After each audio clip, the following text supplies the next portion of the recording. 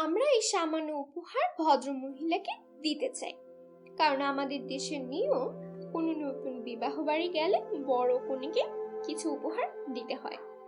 ভদ্র মহিলা নিতে রাজি নয়। আমি বললাম, না নিলে আমরা দুঃখিত হব। বিদেশিকে দুঃখ দিতে নাই। চীনের লোকেরা তো অতিথি পরায়ণ শুনেছি আর দেখেওছি। আংটি দিয়ে বিদায় নিলাম। পীর সাহেবের কাছে হাজির হলাম এবং গল্পটি বললাম। পীর সাহেব খুব খুশি হলেন আংটিটি দেওয়ার জন্য। পরের দিন সকালবেলা শ্রমিক মহিলা ও তার স্বামী কিংকং হোটেলে আমাদের সঙ্গে দেখা করতে আসেন। হাতে ছোট্ট একটা উপহার, চীনের লিবারেশন পেন। আমি কিছুতেই নিতে চাইলাম না, কিন্তু শেষ পর্যন্ত নিতে হলো। এটা নাকি তাদের দেশের নিয়ম। সাংহাইয়ের শান্তি কমিটির সদস্যরা তখন উপস্থিত ছিল। 2-3 দিন সামনে চলল চলাফেরা। যদিও সাংহাইয়ের সেই শ্রী নাই। বিদেশিরা চলে যাবার পর তবুও যতটুকু আছে তার মধ্যে কৃত্রিমতা নাই। ঘষা মাজা করে রং লাগলে যে সৌন্দর্য বৃদ্ধি হয়, তাতে সত্যিকারের সৌন্দর্য নষ্ট হয়, নিজস্বতা চাপা পড়ে। এখন সাংহাইয়ের যে কিছু সবই চীনের নিজস্ব। এতে চীনের জনগণের পূর্ণ অধিকার। সমুদ্রগামী জাহাজও কয়েকখানা দেখলাম। নতুন নতুন স্কুল কলেজ গড়ে উঠেছে চারদিকে। ছোট ছোট ছেলে মেয়েদের শিক্ষার ভার সরকার নিয়েছে। চীনের নিজস্ব পদ্ধতিতে লেখাপড়া শুরু করা হয়েছে। সাংহাই থেকে আমরা হ্যাংচৌতে আসলাম। হ্যাংচৌ পশ্চিম হ্রদের পাড়ে। একে চীনের কাশ্মীরও বলা হয়। প্রকৃতির সৌন্দর্য ও ফুলে ফলে ভরা এই দেশটা। লেকের চারদিকে শহর। আমাদের নতুন হোটেলে রাখা হয়েছে লেকের পাড়ে। ছোট ছোট নৌকায় চারদিকে ঘুরে বেড়াচ্ছে চীন দেশের লোকেরা। তারা এখানে আসে বিশ্রাম করতে। লেকের ফাঁকে ফাঁকে মাঝে মধ্যে দ্বীপ আছে। হ্যাংচৌ ও ক্যাটাম দেখলে মনে হয় এ যেন পূর্ব বাংলা। সবুজের মেলা চারদিকে। পীর সাহেব শুধু প্যাগোডা দেখলেন। পরের দিনও যাবেন অতি পুরনো প্যাগোডাগুলো দেখতে। আমিও ইলিয়াস কেটে পড়লাম। নৌকায় চড়ে লেকের চারদিকে ঘুরে দেখতে লাগলাম। দ্বীপগুলোর ভেতরে সুন্দরভাবে বিশ্রাম নেওয়ার ব্যবস্থা রয়েছে। মেয়েরা এখানে নৌকা চালায়। নৌকা ছাড়া বর্ষাকালে এখানে চলাফেরা করার উপায় নাই। ছোট বড় সকল অবস্থার লোকেরই নিজস্ব নৌকা আছে। আমি নৌকা বাইতে জানি, পানির দেশের মানুষ। আমি লেকে নৌকা বাইতে শুরু করলাম। এক দ্বীপে আমরা নামলাম। সেখানে চায়ের দোকান আছে। আমরা চা খেয়ে লেক ভ্রমণ শেষ করলাম। হ্যাংচৌ থেকে ক্যাটনে ফিরলাম। ক্যাটন থেকে হংকং হয়ে দেশে ফিরব। এবার ক্যাটনকে ভালোভাবে দেখবার সুযোগ পেলাম। চীন দেশের লোকেদের মধ্যে দেখলাম নতুন চেতনা, চোখে মুখে নতুন ভাব, নতুন আশার ভাব। তারা আজ গর্বিত যে তারা স্বাধীন দেশের নাগরিক। এই ক্যাটনেই 1911 সালে সাংহাইয়ের সেনের দল আক্রমণ করে। ক্যাটন প্রদেশের লোকেরা খুব স্বাধীনতা প্রিয়। আমরা চীন দেশের জনগণ ও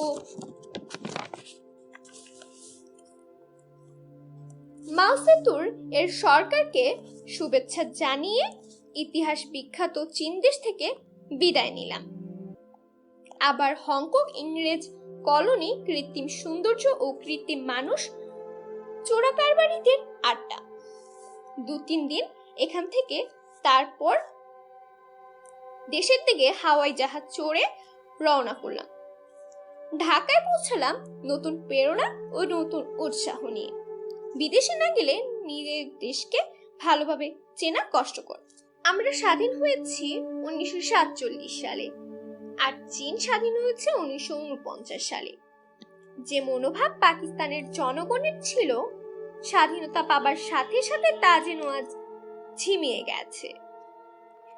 সরকার তা ব্যবহার না করে তাকে চেপে মারার চেষ্টা করছে, আর চীনের সরকার জনগণকে ব্যবহার করছে তাদের দেশের উন্নয়নমূলক কাজে।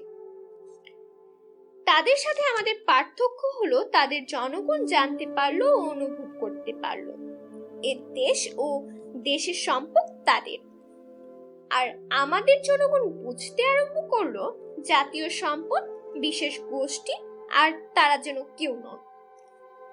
ফলে দেশের জনগণের মধ্যে ও রাজনৈতিক কর্মীদের মধ্যে হতাশা দেখা দিয়েছে।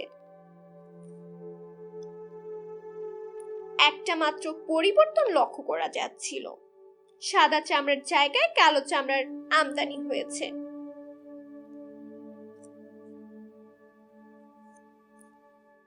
চীনের জনগণ সরকারের কাজে সাহায্য করছে, এটা বুঝতে কষ্ট হলো না। জনমত দেখলাম চীনের সরকারের সাথে। চীন সরকার নিজেকে কমিউনিস্ট সরকার বলে ঘোষণা করে নাই। তারা তাদের সরকারকে নতুন গণতন্ত্রের কোয়ালিশন সরকার বলে থাকে। কমিউনিস্ট ছাড়াও অন্যান্য মতাবলম্বী লোকও সরকারের মধ্যে আছে। যদিও আমার মনে হয় কমিউনিস্টরা নিয়ন্ত্রণ করছে সকল কিছু। আমি নিজে কমিউনিস্ট নই, তবে সমাজ তত্ত্বে বিশ্বাসী এবং পুঁজিবাদী অর্থনীতিতে বিশ্বাস করি না। আমি একে শোষণের যন্ত্র হিসেবে মনে করি। এই পুঁজিপতি সৃষ্টির অর্থনীতি যতদিন দুনিয়াতে থাকবে ততদিন দুনিয়ার মানুষের উপর থেকে শোষণ বন্ধ হতে পারে না। পুঁজিপতিরা নিজেদের স্বার্থে বিশ্বযুদ্ধ লাগাতে বদ্ধপরিপক্ক। নতুন স্বাধীনতা প্রাপ্ত জনগণের কর্তব্য বিশ্ব শান্তির জন্য সংঘবদ্ধভাবে চেষ্টা করা। যুগ যুগ ধরে পরাধীনতার শৃঙ্খলে যারা আবদ্ধ ছিল, সাম্রাজ্যবাদী শক্তি যাদের সর্বত্র লুট করেছে, তাদের প্রয়োজন নিজের দেশকে গড়া এবং জনগণের অর্থনীতি ও রাজনৈতিক মুক্তির দিকে সর্বশক্তি নিয়োগ করা, বিশ্ব শান্তির জন্য জনমত সৃষ্টি করা তাই প্রয়োজন হয়ে পড়েছে। আমি ঢাকায় এসে পার্টির কাজে আত্মনিয়োগ করলাম। মাওলানা ভাসানী ও আমার সহকর্মীদের অনেকে আজও জেল থেকে মুক্তি পায় নাই। বন্দি মুক্তি আন্দোলন জোরদার করা কর্তব্য হয়ে পড়েছে। পল্টন ময়দানে সভা দিলাম। আতাউর রহমানের সভাপতিত্বে এক বিরাট সভা হলো। আমি সরকারের জুলুমের বিরুদ্ধে প্রতিবাদ করলাম। 1952 সালের ভাষা আন্দোলনের পর এই আমার প্রথম সভা। যদিও আমাদের মুক্তির পর ঢাকা বার লাইব্রেরি হলে ছাত্রলীগ এক সভা করেছিল সদ্য কারামুক্তি কর্মীদের এখানে সম্বর্ধনা জানানোর জন্য। রাষ্ট্রভাষা কর্মপরিষদের সভাও কয়েকটি হয়েছিল বিভিন্ন বাড়িতে। আওয়ামী লীগ প্রতিষ্ঠাকে গড়ার কাজে আত্মনিয়োগ করলাম। সরোয়ার্দী সাহেবকে খবর দিলাম পূর্ব বাংলায় আসার জন্য। তিনি আমাকে পূর্বের কথাই দিয়েছিলেন, 1 মাস সমস্ত প্রদেশে ঘুরবেন এবং জনসভায় বক্তব্য করবেন। আমি প্রোগ্রাম করে তাকে জানালাম সমস্ত জেলা হেডকোয়ার্টারে একটা করে সভা হবে এবং বড় বড় কতগুলো মহকুমায়ও সভার বন্দোবস্ত করা হলো। তিনি ঢাকায় আসলেন। ঢাকায় জনসভায়ও বক্তব্য করলেন। পাকিস্তান হওয়ার পরে বিরোধী দলের এত বড় সভা আর হয় নাই।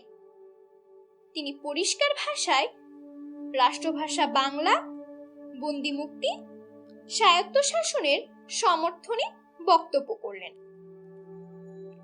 সিলেট থেকে শুরু করে দিনাজপুর এবং বগুড়া থেকে বরিশাল প্রত্যেকটি জেলায় আওয়ামী লীগ কর্মীরা সভায় আয়োজন করেছিল। একমাত্র রাজশাহীতে জনসভা হয় নাই, তবে নাটোরে হয়েছিল। রাজশাহীতেও তখনও জেলা কমিটি করতে পারি নাই। রাজশাহীর অনেক নেতা নাটোরে শহীদ সাহেবের সঙ্গে সাক্ষাৎ করলেন এবং তাকে রাজশাহী নিয়ে গেলেন। সেখানে বসে আওয়ামী লীগ প্রতিষ্ঠান গড়া হলো। এই সময় প্রত্যেকটা মহকুমায় ও জেলায় আওয়ামী লীগ সংগঠন গড়ে উঠেছে। শহীদ সাহেবের সভায় পরে সমস্ত দেশে এক গণজাগরণ পড়ে গেল। জনসাধারণ মুসলিম লীগ ছেড়ে আওয়ামী লীগ দলে যোগদান করতে শুরু করলেন। শহীদ সাহেবের নেতৃত্বের প্রতি জনগণ ও শিক্ষিত সমাজের আস্থা ছিল। জনগণ বিশ্বাস করত শহীদ সাহেব একমাত্র নেতা, যিনি দেশের বিকল্পে নেতৃত্ব দিতে পারবেন এবং তাকে প্রধানমন্ত্রী করতে পারলে দেশ ও জনগণের উন্নতি হবে। দেশের মধ্যে দুর্নীতি, অত্যাচার ও জুলুম চলছে। কোনো সুষ্ঠু উন্নয়নমূলক কাজে সরকার হাত না দিয়ে ষড়যন্ত্রমূলক রাজনীতি শুরু করেছে। আমলাতন্ত্র ও ষড়যন্ত্রমূলক রাজনীতি শুরু করেছে। খাজা সাহেবের দুর্বল শাসন ব্যবস্থার জন্য তাদের মধ্যে উচ্চাকাঙ্ক্ষা মাথা ছাড়া দিয়ে উঠেছে। চৌধুরী মোহাম্মদ আলী, গোলাম মোহাম্মদ, নবাব গুরমানির মতো পুরনো সরকারি কর্মচারীরা রাজনীতিতে সক্রিয়ভাবে অংশগ্রহণ করতে শুরু করেছে। পাঞ্জাবি আমলাতন্ত্রকে খুশি করার জন্য চৌধুরী মোহাম্মদ আলীকে অর্থমন্ত্রী করে খাজা সাহেব নিজেই ষড়যন্ত্রের রাজনীতিতে জড়িয়ে পড়েছেন। জনগণের মধ্যে হতাশা দেখা দিয়েছে এবং তারা শহীদ সাহেবের নেতৃত্বে উপর আস্থা প্রকাশ করতে শুরু করেছে। রাজনৈতিক দল ছাড়া গণতন্ত্র সফল হতে পারে না। এ সময় মুসলিম লীগ দলের মোকাবেলায় একমাত্র আওয়ামী লীগই বিরোধী দল হিসেবে গড়ে উঠতে লাগলো। পশ্চিম পাকিস্তানও একদল নিঃস্বার্থ নেতা ও কর্মী আওয়ামী লীগ গঠন করতে এগিয়ে এলেন পীর মানকি শরীফের নেতৃত্বে। শহীদ সাহেব পশ্চিম পাকিস্তান ও পূর্ব বাংলায় ঘুরে ঘুরে প্রতিষ্ঠান করতে সাহায্য করতে লাগলেন। প্রত্যেকটা জনসভার পরেই আমি জেলা ও মহকুমার নেতাদের ও কর্মীদের নিয়ে আলোচনা সভা করতে শুরু করলাম। শহীদ সাহেবের পুরনো ভক্তরা প্রায় আওয়ামী লীগে যোগদান করতে লাগলো। বিশেষ করে যুবক শ্রেণীর কর্মীরা এগিয়ে এলো মুসলিম লীগ সরকারের অত্যাচারের মোকাবেলা করার জন্য। শত শত কর্মী জেলের মধ্যে দিন যাপন করেছে নিরাপত্তা আইনে। প্রথমে জেলায় জেলায় চেষ্টা করেছে আমাদের সভায় গোলমাল সৃষ্টি করার জন্য, পরে আর পারে নাই। জনমত আওয়ামী লীগ ও শহীদ সাহেবের পক্ষে ছিল।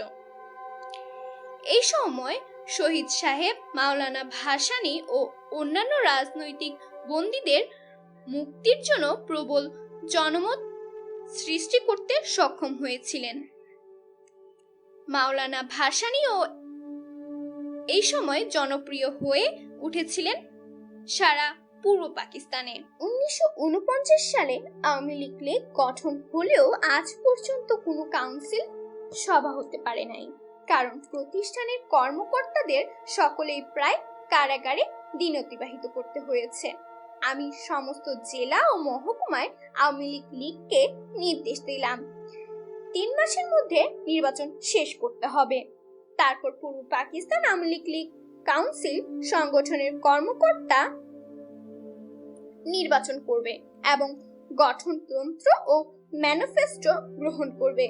আমি রাত দিন সমানভাবে পরিশ্রম শুরু করলাম।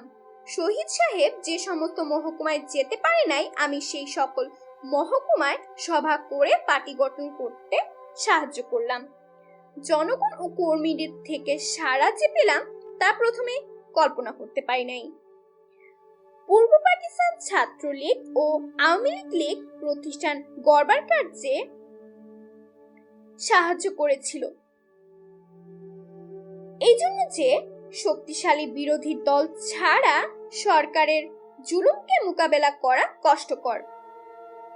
আওয়ামী লীগ গড়ে উঠবার পূর্বে পর্যন্ত একমাত্র ছাত্রলীগই সরকারের অত্যাচার অবিচারের বিরুদ্ধে প্রতিবাদ করত এবং জনগণ ও ছাত্রদের দাবি দেওয়া তুলে ধরত। ছাত্র প্রতিষ্ঠান হিসেবে তাদের নেতা ও কর্মীদের অনেক অসুবিধা ভোগ করতে হয়েছে। মুসলিম লীগ সরকার ছাত্রলীগ প্রতিষ্ঠানকে খতম করার জন্য অনেক চেষ্টা করেছিলেন। গণতান্ত্রিক যুবলীগ ও ওলিয়াহাদের নেতৃত্বে জনমত সৃষ্টি করতে সাহায্য করেছিল। 1953 সালের প্রথম দিক থেকে রাজনৈতিক ও ছাত্র কর্মীরা মুক্তি পেতে শুরু করলো। শামসুল হক সাহেবও মুক্তি পেলেন। তিনি তখন অসুস্থ। তার যে কিছুটা মস্তিষ্ক বিকৃতি হয়েছে কারাগারের বন্দি থেকে, তা বুঝতে আর বাকি রইল না। তিনি কোনো গোলমাল করতেন না, তবে কিছু কিছু সময় কথা বলতে যেতে এক কথা বলতে অন্য কথা শুরু করে দিতেন। আমরা খুব চিন্তিত হয়ে পড়লাম। একজন নিঃস্বার্থ দেশপ্রেমী ত্যাগী নেতা আজ দেশের কাজ করতে যেয়ে কারাগারে অন্ধ প্রকটে থেকে পাগল হয়ে বের হলেন। এর দুঃখের কথা কোথায় বলা যাবে? পাকিস্তান আন্দোলনে তার অবদান যারা এখন ক্ষমতায় আছেন তাদের চাইতেও অনেক বেশি ছিল। বাংলাদেশে যে কজন কর্মী সর্বশান্ত দিয়ে পাকিস্তান আন্দোলন করেছে তাদের মধ্যে শামসুল হক সাহেবকে সর্বশ্রেষ্ঠ কর্মী বললে বোধহয় অন্যায় হবে না। 1943 সালে মুসলিম লীগ প্রতিষ্ঠানকে জমিদার নবাবদের দালালের কোটা থেকে বের করে জনগণের পুণ্যকুটিরে যারা নিয়ে গিয়েছিলেন তাদের মধ্যে শামসুল হক সাহেব ছিলেন অন্যতম। একেই বলে কপাল। কারণ সেই পাকিস্তানের জেলেই শামসুল হককে পাগল হতে হলো। আমি অনেককে পরামর্শ করে তার চিকিৎসার বন্দোবস্ত করার চেষ্টা করলাম, কিন্তু তিনি রাজি হলেন না, উল্টো আমার উপরে ক্ষেপে গেলেন। আমি তখন তাকে প্রতিষ্ঠানের জেনারেল সেক্রেটারির ভার নিতে অনুরোধ করলাম। কার্যকরী কমিটির সভা ডেকে তাকে অনুরোধ করলাম, কারণ এতদিন আমি অ্যাক্টিং জেনারেল সেক্রেটারি হিসেবে কাজ করেছিলাম। ভাবলাম কাজের মধ্যে ঝাঁপিয়ে পড়লে তিনি ভালো হয়ে যেতে পারেন। তিনি সভায় উপস্থিত হলেন এবং বললেন প্রতিষ্ঠানের জেনারেল সেক্রেটারির ভার তিনি নিতে পারবেন না, মুজিবকেই কাজ চালিয়ে যেতে হবে। আজে বাজে কথাও বললেন, যাতে সকলে বুঝতে পারে যে তার মাথায় কিছুটা গোলমাল হয়েছে। আমি কাজ চালিয়ে যেতে লাগলাম।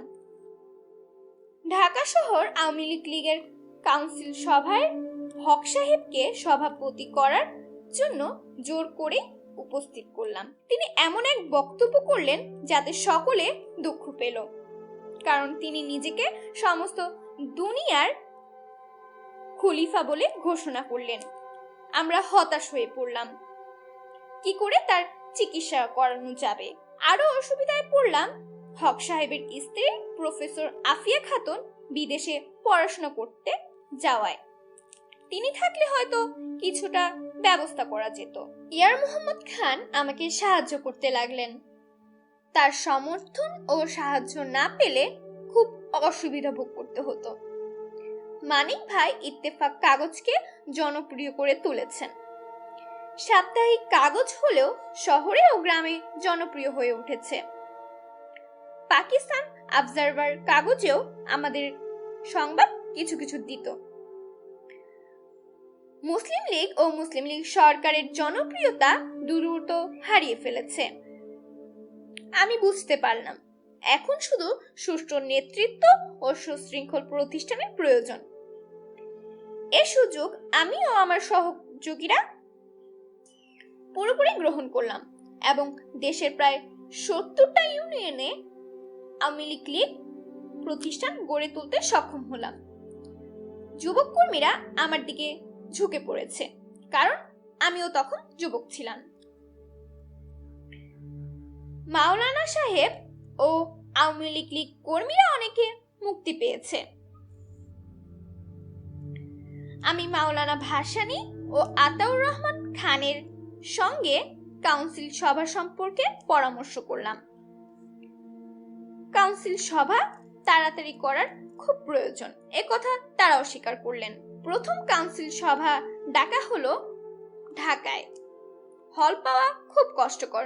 ইয়ার মোহাম্মদ খানের সাহায্যে মুকুল সিনেমা হল পেতে কষ্ট হলো না।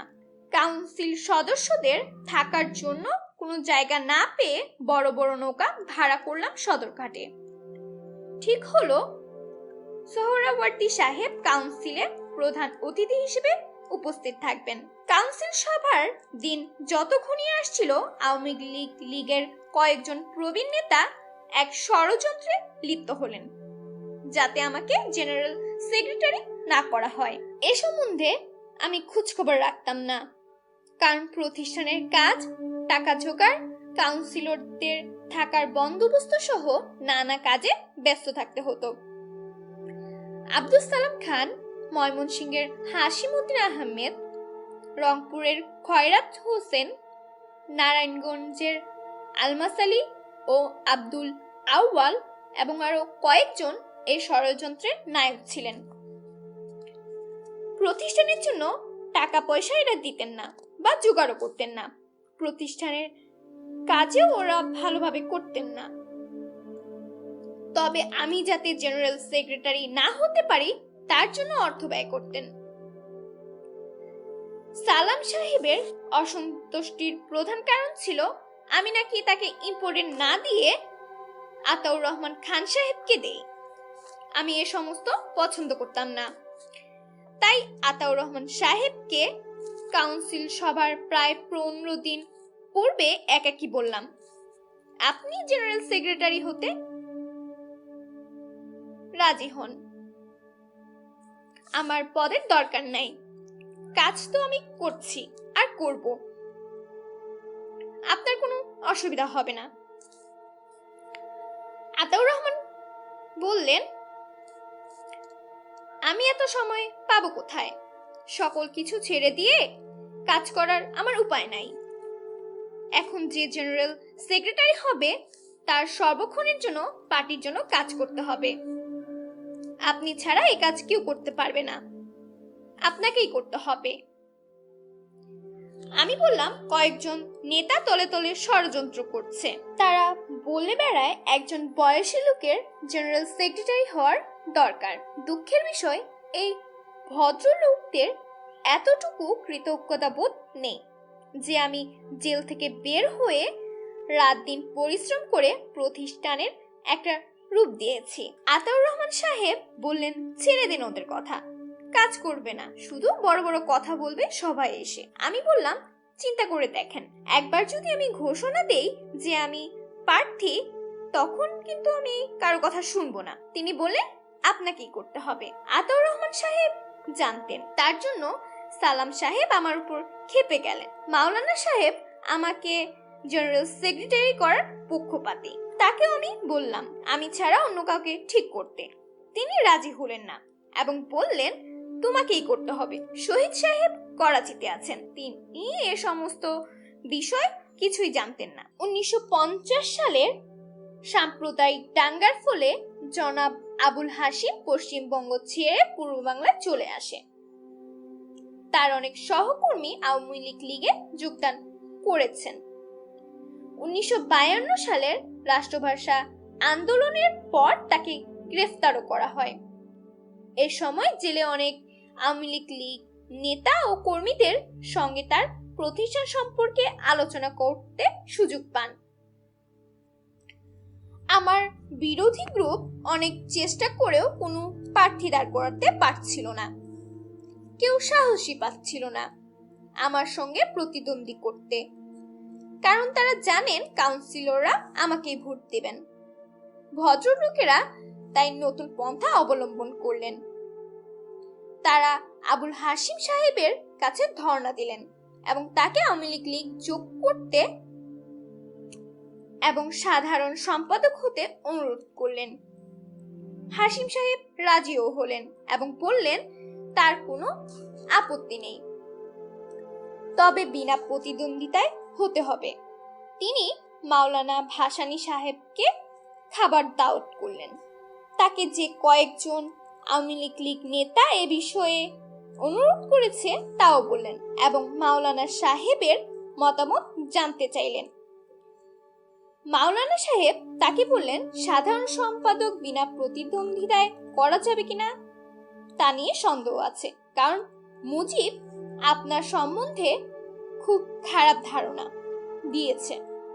তবে যদি সভাপতি হতে চান আমি ছেড়ে দিতে রাজি। মাওলানা সাহেব একথা আমাকে বলেছিলেন। কাউন্সিলের প্রথম অধিবেশন হবার পর মাওলানা ভাসানী ঘোষণা করলেন আমাদের 4 জনের নাম।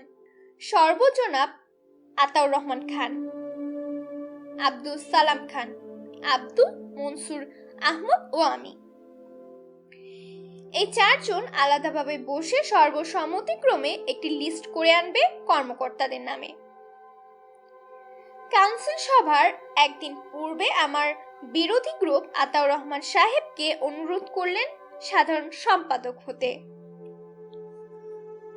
আতাউর রহমান সাহেব একটু নিমরাজি হয়ে পড়লেন এবং আমার সাথে পরামর্শ করবেন বলে দিলেন। আতাউর রহমান সাহেব আমাকে ডেকে বললেন তাদের অনুরোধের কথা। আমি তাকে বলে দিলাম এখন আর সময় নাই, পূর্বে হলে রাজি হতাম।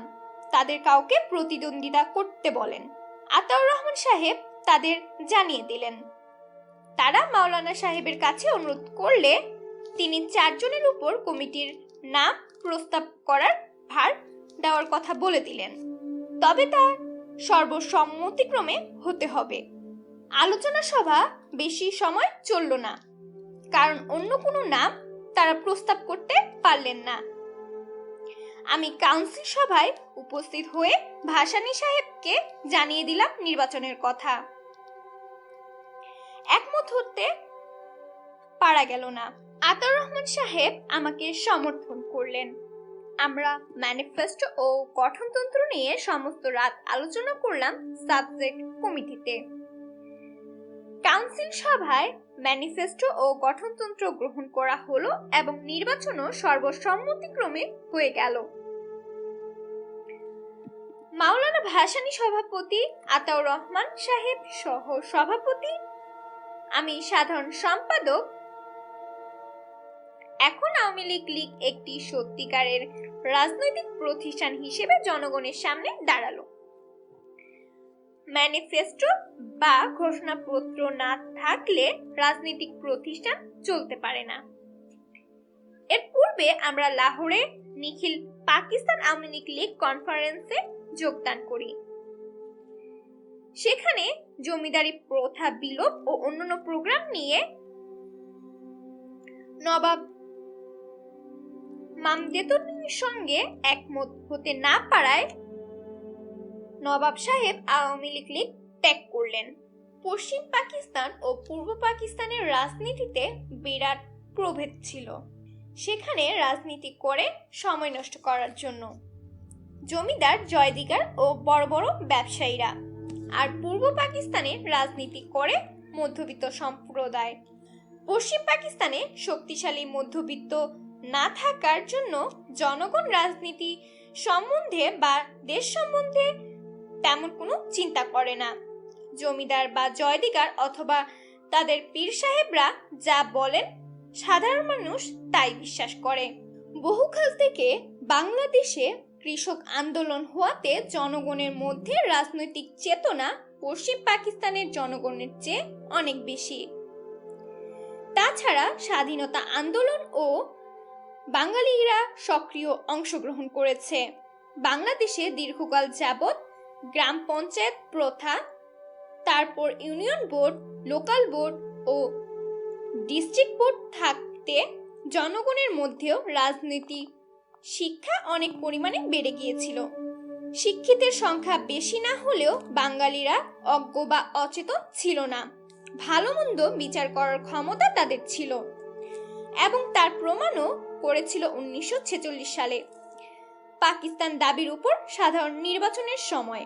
আওয়ামী লীগ প্রতিষ্ঠানকে জনগণ ও শিক্ষিত সমাজ সমর্থন দিল। মুসলিম লীগের ভেতর তখন ষড়যন্ত্রের রাজনীতি চরম আকারে ধারণ করেছিল। ব্রিটিশ আমলের আমলাদের রাজনীতিতে স্থান দিয়ে তারা ষড়যন্ত্রের জালে আটকে পড়েছিল। তাই প্রতিষ্ঠানের ভেতরে কলহ দেখা দিল প্রবলভাবে।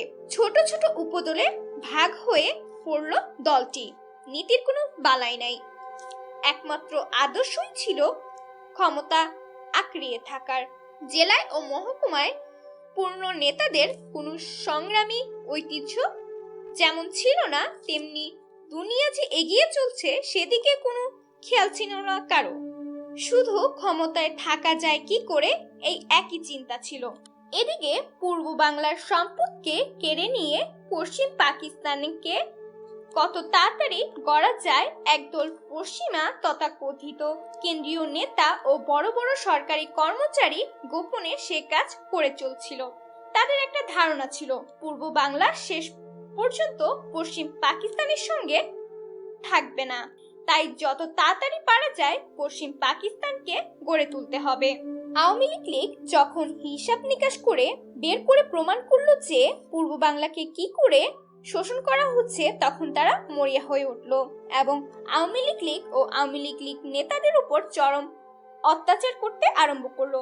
এদিকে জনগণ মুসলিম লীগ প্রতিষ্ঠান ও সরকারের অত্যাচারের বিরুদ্ধে ক্ষেপে উঠল। পূর্ব বাংলার তখন মুসলিম লীগের সবিনাশ শুরু হয়েছে। খাজা সাহেবের আমলে পাঞ্জাবে এক ভয়াবহ সাম্প্রদায়িক দাঙ্গা হয়, তাতে হাজার হাজার মানুষ মারা যায়। লাহোরে মার্শাল ল জারি হয়। আহমাদিয়া বা কাদিয়ানি বিরোধী আন্দোলন থেকে এ দাঙ্গা শুরু হয়। কয়েকজন বিখ্যাত আলেম এতে উস্কানি দিয়েছিলেন। কাদিয়ানিরা মুসলমান না, এটাই হলো এ সকল আলেমদের প্রচার। আমার এই সম্বন্ধে বিশেষ কোনো ধারণা নাই, তবে একমত না হওয়ার জন্য যে অনেককে হত্যা করা হবে এটা যে ইসলাম পছন্দ করে না এবং একে অন্যায় বলে মনে করা হয়, এটুকু ধারণা আমার আছে। কাদিয়ানিরা তো আল্লাহ ও রাসূলকে মানে, তাই তাদের তো কথাই নাই। এমনকি বিধর্মীর ওপরও অন্যায়ভাবে অত্যাচার করা ইসলামে কঠোরভাবে নিষেধ করা হয়েছে। লাহোরে ও অন্যান্য জায়গায় জ্বলন্ত আগুনের মাধ্যমে স্বামী, স্ত্রী, ছেলে মেয়েকে একসঙ্গে ফেলে পুড়িয়ে মারা হয়েছিল। যারা এ সমস্ত জঘন্য দাঙ্গার উস্কানি দিয়েছেন তারা আজও পাকিস্তানের রাজনীতিতে সশৈলে অবস্থিত আছে। পাকিস্তান হবে একটি গণতান্ত্রিক রাষ্ট্র। এখানে প্রত্যেক ধর্মাবলম্বী বা জাতি ধর্ম নির্বিশেষে সকল মানুষের সমান নাগরিক অধিকার থাকবে। দুঃখের বিষয়, পাকিস্তান আন্দোলনে যারা বিরোধীচরণ করেছিল এখন পাকিস্তানকে ইসলাম রাষ্ট্র করার ধোঁয়া তুলে রাজনীতিকে তারাই বিষাক্ত করে তুলছে। মুসলিম লীগ নেতারাও কোনো রকম অর্থনৈতিক ও সমাজতান্ত্রিক প্রোগ্রাম না দিয়ে একসঙ্গে যে স্লোগান নিয়ে ব্যস্ত তা হলো ইসলাম।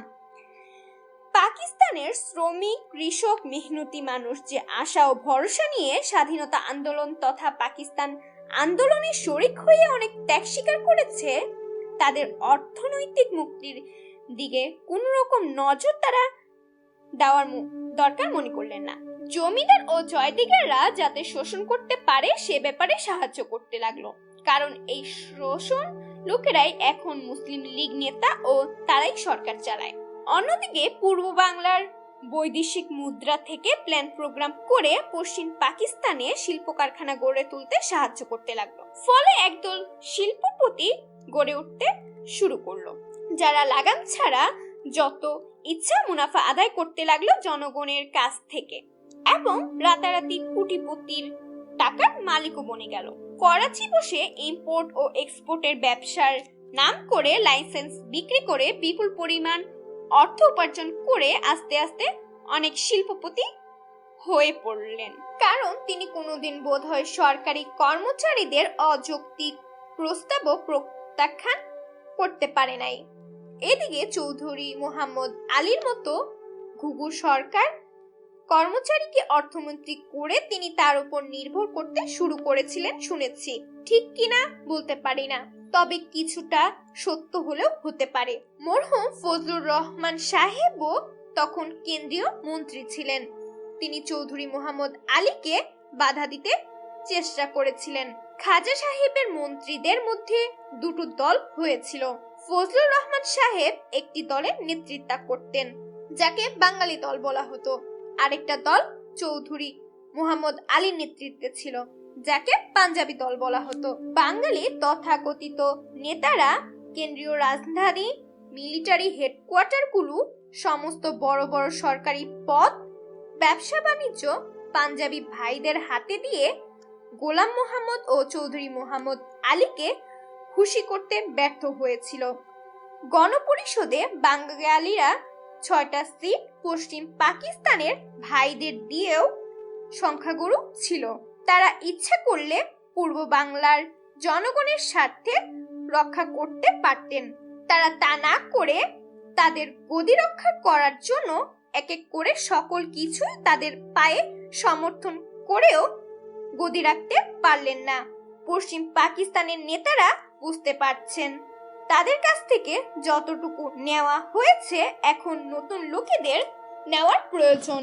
পুরানরা আর দিতে চাইবে না, কারণ এদের চিনতে পেরেছে বোধহয় পূর্ব বাংলার নেতাদের দিয়ে এমন সকল কাজ করিয়েছে যে এদের আর পূর্ব বাংলার জনগণ বিশ্বাস করবে না। ধাক্কা দিলেই এরা পড়ে যাবে। যেমন খাজা সাহেবকে দিয়ে বাংলা ভাষার বিরুদ্ধে বক্তৃতা করিয়ে তার উপর বাঙালিদের যতটুকু আস্থা ছিল তাও খতম করতে সক্ষম হয়েছিল। এবার তাই নতুন চাল চালতে শুরু করলো। ঘাগো ব্রিটিশ আমলের সরকারি আমলাদের কূটবুদ্ধির কাছে এরা টিকবে কেমন করে? জনগণের আস্থা হারিয়ে এরা সম্পূর্ণরূপে নির্ভরশীল হয়ে পড়েছে আমলাতন্ত্রের উপর, যারা সকলে প্রায় পশ্চিম পাকিস্তান তথা পাঞ্জাবের অধিবাসী। 1953 সালের এপ্রিল মাসে গভর্নর জেনারেল গোলাম মোহাম্মদ ক্ষমতাশীল মুসলিম লীগের সভাপতি, গণপরিষদ ও পার্লামেন্টের সংখ্যাগুরু দলের নেতা প্রধানমন্ত্রী খাজা নাজিমুদ্দিনকে বরখাস্ত করে আমেরিকায় পাকিস্তানের রাষ্ট্রদূত মোহাম্মদ আলী বাগুরাকে প্রধানমন্ত্রী নিয়োগ করলেন। যদিও মোহাম্মদ আলী গণপরিষদেও সদস্য ছিলেন না, এমনকি মুসলিম লীগের সদস্যও ছিলেন না। 1948 সাল থেকে তিনি পাকিস্তানের বাইরে ছিলেন। দেশের মানুষের কোনো খবরই রাখতেন না। আমার মনে আছে এই দিন আওয়ামী লীগ ঢাকার পল্টন ময়দানে এক সভা করেছিল। সোহরাওয়ার্দী সাহেব বক্তৃতা দিচ্ছিলেন। বহু জনসমাগম হয়েছিল। শহীদ সাহেব যখন বক্তৃতা করেছিলেন তখন কে একজন এসে খবর দিল, এইমাত্র রেডিও খবর এসেছে নাজিমুদ্দিন সাহেবকে প্রধানমন্ত্রীর পদ থেকে বরখাস্ত করা হয়েছে। শহীদ সাহেব জনসাধারণকে বললেন, আজ পাকিস্তানের এক বিরাট খবর আছে। সবার শেষে যখন শহীদ সাহেবকে নিয়ে ফিরছিলাম, তিনি বললেন, নাজিমুদ্দিন সাহেবকে বরখাস্ত করেছে, তবে এতে খুশি হবার কিছু নাই। আমি শহীদ সাহেবকে বললাম, এটা খাজা সাহেব ও তার দলবলের প্রাপ্য। শহীদ সাহেব বললেন, হ্যাঁ, শাসনতন্ত্র না দিয়ে, সাধারণ নির্বাচন না করে এরা পাকিস্তানকে ষড়যন্ত্রের রাজনীতিতে জড়িয়ে ফেলেছে। আরো অনেক বিষয় নিয়ে আমরা আলোচনা করলাম। যা হোক, অগণতান্ত্রিক ভাবে খাজা সাহেবকে ডিসমিস করার প্রতিবাদ মুসলিম লীগ নেতারা করলেন না। এক এক করে তাদের নেতাকে ছেড়ে দিয়ে ক্ষমতার লোভে মোহাম্মদ আলী সাহেবকে নেতা মেনে নিলেন।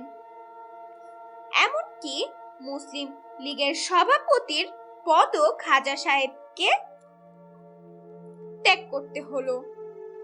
মুসলিম লীগ নেতারা মোহাম্মদ আলী বাগুড়াকে নিখিল মুসলিম লীগের সভাপতি করে নিলেন। একজনও প্রতিবাদ করলেন না।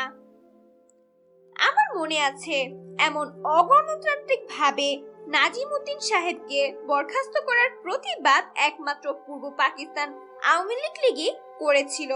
পূর্ব বাংলার প্রধানমন্ত্রী জনাব নুরুল আমিন খান সাহেবের বিশ্বস্ত ভক্ত ছিলেন।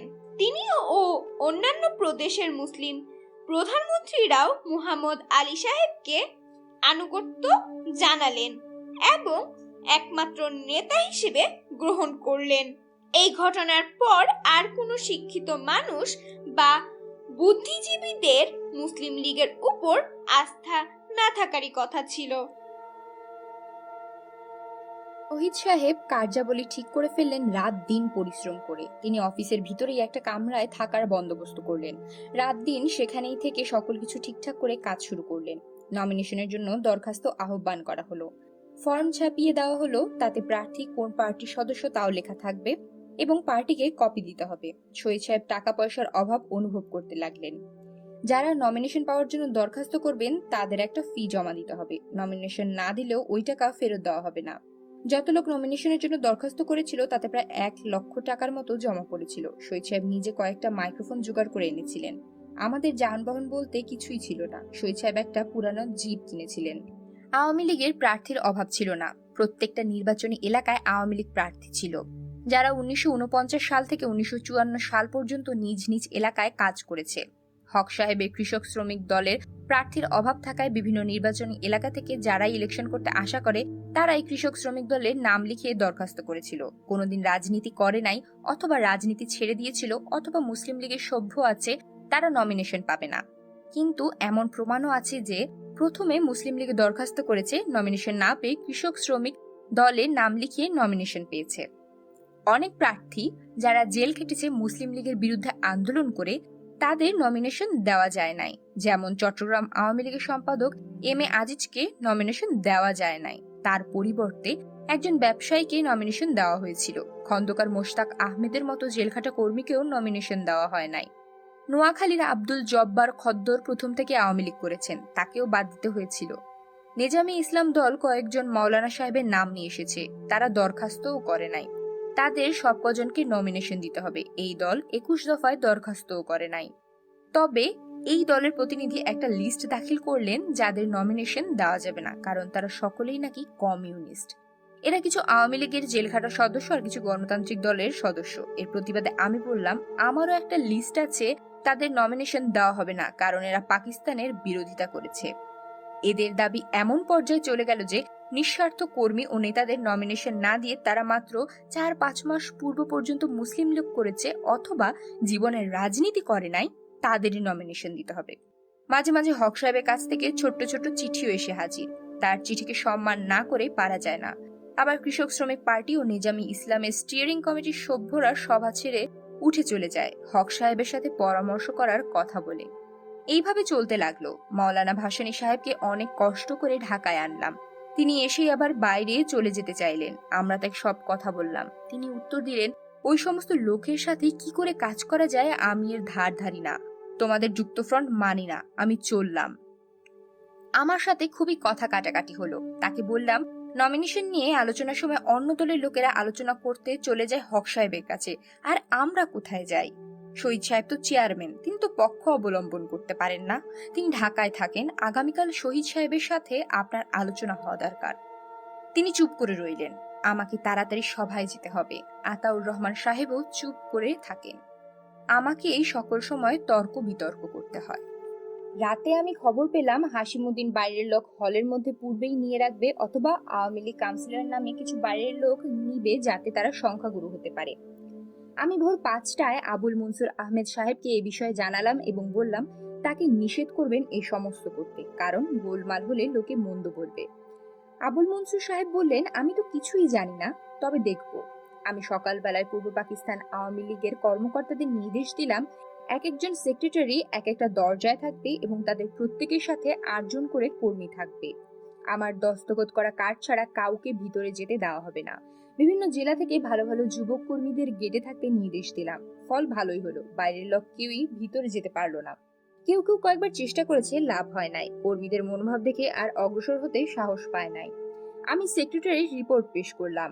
শহীদ সাহেব ও ভাসানী সাহেব বক্তৃতা করলেন। আমার যদ্দূর মনে হয় বিশেষভাবে নিমন্ত্রণ পেয়ে মিয়া ইখতিয়ার উদ্দিন সভায় যোগদান করেছিলেন। শেষে তিনি বক্তৃতাও করলেন। বৈদেশিক নীতি ও যুক্তফ্রন্ট এই দুইটা বিষয় নিয়ে খুবই আলোচনা হলো। সাবজেক্ট কমিটিও বসেছিল, কিন্তু কোনো মীমাংসা হলো না। আমি কাউন্সিল সভায় বৈদেশিক নীতির উপর প্রস্তাব আনলাম। আওয়ামী লীগের বৈদেশিক নীতি হবে স্বাধীন ও নিরপেক্ষ। আব্দুস সালাম খান এই প্রস্তাবের বিরোধিতা করে বক্তৃতা করলেন এবং অতি প্রগতিবাদী বলে আমাকে আক্রমণ করলেন। আমি তাকে অতি প্রতিক্রিয়াশীল বলে যথোপযুক্ত জবাব দিলাম। প্রস্তাব পাস হয়ে গেল। অবস্থা দেখে তিনি আর ভোটাভুটি চাইলেন না। এরপরই শুরু হলো মুসলিম লীগের বিরুদ্ধে বিরোধী দলগুলোর ঐক্যফ্রন্ট করা হবে কি হবে না সেই বিতর্ক। ঐক্যফ্রন্ট সমর্থকরা প্রস্তাব আনলেন। আমি বিরোধিতা করে বক্তৃতা করে জিজ্ঞাসা করলাম, আওয়ামী লীগ ছাড়া অন্য বিরোধী কোনো দল আছে কিনা? যাদের নীতি ও আদর্শ নাই তাদের সাথে ঐক্যফ্রন্ট করার অর্থ হলো কতগুলো মরার লোককে বাঁচিয়ে তোলা। এরা অনেকেই দেশের ক্ষতি করেছে। রাজনীতি এরা ব্যক্তিগত স্বার্থের জন্য করে, দেশের কথা ঘুমের ঘোরেও চিন্তা করে না।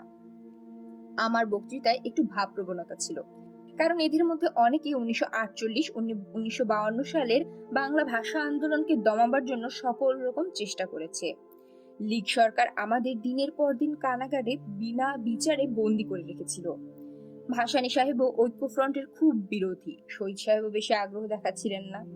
ঐক্যবাদীরা একটু ঘাবড়িয়ে গেল। তবে আতাউর রহমান সাহেব ও আমি একমত, যুক্তফ্রন্ট চাই না, এ প্রস্তাবে হওয়া উচিত না। জনগণ মনে করবে আওয়ামী লীগই একতা চায় না। আমি আমার বন্ধুদের কাছে জিজ্ঞাসা করলাম, তারা কি কারো কাছ থেকে প্রস্তাব পেয়েছেন যে গায়ে পড়ে প্রস্তাব করতে চান? যুক্তফ্রন্টের প্রস্তাব আসলে ভোটে পরাজিত হয়ে যেত। শেষ পর্যন্ত অবস্থা বিবেচনা করে শহীদ সাহেব ও ভাসানী সাহেবকে ভার দেওয়া হলো, তারা যা ভালো বিবেচনা করবেন তাই করবেন। তবে দুইজনের একমত হতে হবে এবং ওয়ার্কিং কমিটির সদস্যদের সাথে আলোচনা করবেন যেন এই সম্বন্ধে কোনো সিদ্ধান্ত গ্রহণ করবেন। আমার বন্ধুরা জানতেন শহীদ সাহেব ও ভাসানী সাহেব দুইজনই ওই সমস্ত লোকদের অনেককে পছন্দ করেন না। শহীদ সাহেব ও ভাসানী সাহেব পরিষ্কার ভাষায় বলে দিলেন, যদি ফজলুল হক সাহেব আওয়ামী লীগে আসেন তাকে তারা মাথা পেতে গ্রহণ করবেন এবং পূর্ব বাংলার প্রধানমন্ত্রী বানাবার চেষ্টা করবেন। পূর্ব বাংলা আওয়ামী লীগ পার্লামেন্টারি দলের নেতাও তিনি হবেন। শহীদ সাহেব আমাকে বলেছিলেন, বৃদ্ধ নেতা, বহু কাজ করেছেন জীবনে, শেষ বয়সে তাকে একবার সুযোগ দেওয়া উচিত দেশ সেবা করতে। মাওলানা ভাসানী আমাকে বলে দিলেন তিনি যুক্তফ্রন্ট করবেন না। হামিদুল হক চৌধুরী ও মোহন মিয়ার সাথে একসাথে রাজনীতি করার কোনো কথাই ওঠে না। নুরুল আমিন সাহেব যে দোষে দোষী, এরাও সেই দোষেই দোষী। আমাকে নির্বাচন অফিস করা এবং কাকে নমিনেশন দেওয়া হবে সে সকল বিষয়ে সবকিছু ঠিক করার জন্য নির্দেশ দিলেন। আমি মাওলানা সাহেবকে বললাম, আওয়ামী লীগ নির্বাচনে জয়লাভ করবে, ভয়ের কোনো কারণ নাই। আর যদি সংখ্যাগুরু না হতে পারি, আইনসভায় আওয়ামী লীগ বিরোধী দল হয়ে কাজ করবে। রাজনীতি স্বচ্ছ থাকবে, জগা খিচুড়ি হবে না। আদর্শহীন লোক নিয়ে ক্ষমতায় গেলেও দেশের কাজ হবে না, ব্যক্তিগত স্বার্থ উদ্ধার হতে পারে। মাওলানা সাহেব একমত হলেন। আমাকে বিভিন্ন জেলায় সভার ব্যবস্থা করতে বললেন। তিনি ও আমি প্রত্যেক জেলায় ও মহকুমায় ঘুরবো, কোথায় কাকে নমিনেশন দেওয়া হবে ঠিক করব। শহীদ সাহেবও কয়েকদিনের মধ্যে করাচি থেকে ফিরে আসবেন এবং সমস্ত নির্বাচনের ভার নিবেন। আওয়ামী লীগের একটা জিনিসেরই অভাব ছিল, সেটা হলো অর্থবল। তবে নিঃস্বার্থ এক বিরাট কর্মী বাহিনী ছিল, যাদের মূল্য টাকায় দেওয়া যায় না। টাকা বেশি দরকার হবে না, প্রার্থীরা যে যা পারে তাই খরচ করবে। জনমত আওয়ামী লীগের পক্ষে। সালাম সাহেব কিন্তু হাল ছাড়েন নাই। তিনি তখন কিছুটা কনসার্স কিপার হয়ে পড়েছিলেন হক সাহেবের। হক সাহেব রাতারাতি নিজের দল সৃষ্টি করলেন। তার নাম দিলেন কৃষক শ্রমিক দল। দেশে কোথাও কোনো সংগঠন নাই, কয়েকজন লীগ থেকে বিতাড়িত নেতা হামিদুল হক চৌধুরী সাহেব ও মোহন মিয়ার নেতৃত্বে আর কিছু পুরানা হক সাহেবের ভক্ত এসে জুটল। এরা রাজনীতি ছেড়ে দিয়ে সংসার ধর্ম পালন করছিলেন, কারণ এরা প্রায় পাকিস্তান আন্দোলনের বিরোধিতা করেছিলেন। জনাব আবুল হাসিম সাহেবও হক সাহেবকে পরামর্শ দিয়েছিলেন আওয়ামী লীগে যোগদান না করে নিজের দল সৃষ্টি করতে। সালাম সাহেব ও হক সাহেবকে আওয়ামী লীগে যোগদান করার জন্য বেশি জোর দেন নাই, কারণ আওয়ামী লীগে সালাম সাহেবের অবস্থা ভালো ছিল না। সালাম সাহেব আমাকে একদিন বললেন, আর কতকাল বিরোধী দল করা যায়, ক্ষমতায় না গেলে জনসাধারণের আস্থা থাকবে না। যেভাবে হয় ক্ষমতায় যেতে হবে, যুক্তফ্রন্ট করলে নিশ্চয়ই ক্ষমতায় যেতে পারবো।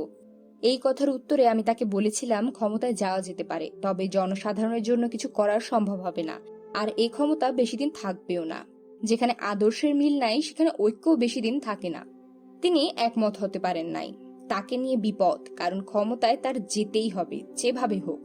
তার ধারণা আওয়ামী লীগ একক সংখ্যাগরিষ্ঠ হলে তিনি নেতা হতে পারবেন না। তার চেয়ে হক সাহেবের সঙ্গে থাকলে তার নেতৃত্ব মানতে আপত্তি হবে না। হক সাহেবকে আওয়ামী লীগে আনতে কেউ তো আপত্তি করে নাই, তবে যেসব লোক তার সঙ্গে জুটেছে তারা হক সাহেবের সর্বনাশ করবে এবং সাথে সাথে দেশের এবং আওয়ামী লীগেরও সর্বনাশ করবে, এ সম্বন্ধে কোনো সন্দেহ আমার ছিল না। তাই আমি বিরোধিতা করতে লাগলাম। যুক্তফ্রন্ট করবার পক্ষে জনমত সৃষ্টি কিছুটা হয়েছিল সত্য, কিন্তু সেটা ভাবাভাগের উপর। জনসাধারণ মুসলিম লীগের হাত থেকে বাঁচবার জন্য ব্যস্ত হয়ে পড়েছিল। মুসলিম লীগ ও আওয়ামী লীগ ছাড়া অন্য কোনো দলের নাম জনসাধারণ জানত না। শহীদ সাহেবও সভা করতে আরম্ভ করলেন। তিনি জানতেন যুক্তফ্রন্ট হলে কি হবে। অতটা ব্যস্ত তিনি ছিলেন না। একদিন শহীদ সাহেব ও ভাসানী সাহেব আলাপ করছিলেন, আমিও তাদের সাথে ছিলাম। এ সম্বন্ধে আলোচনা হয়েছিল।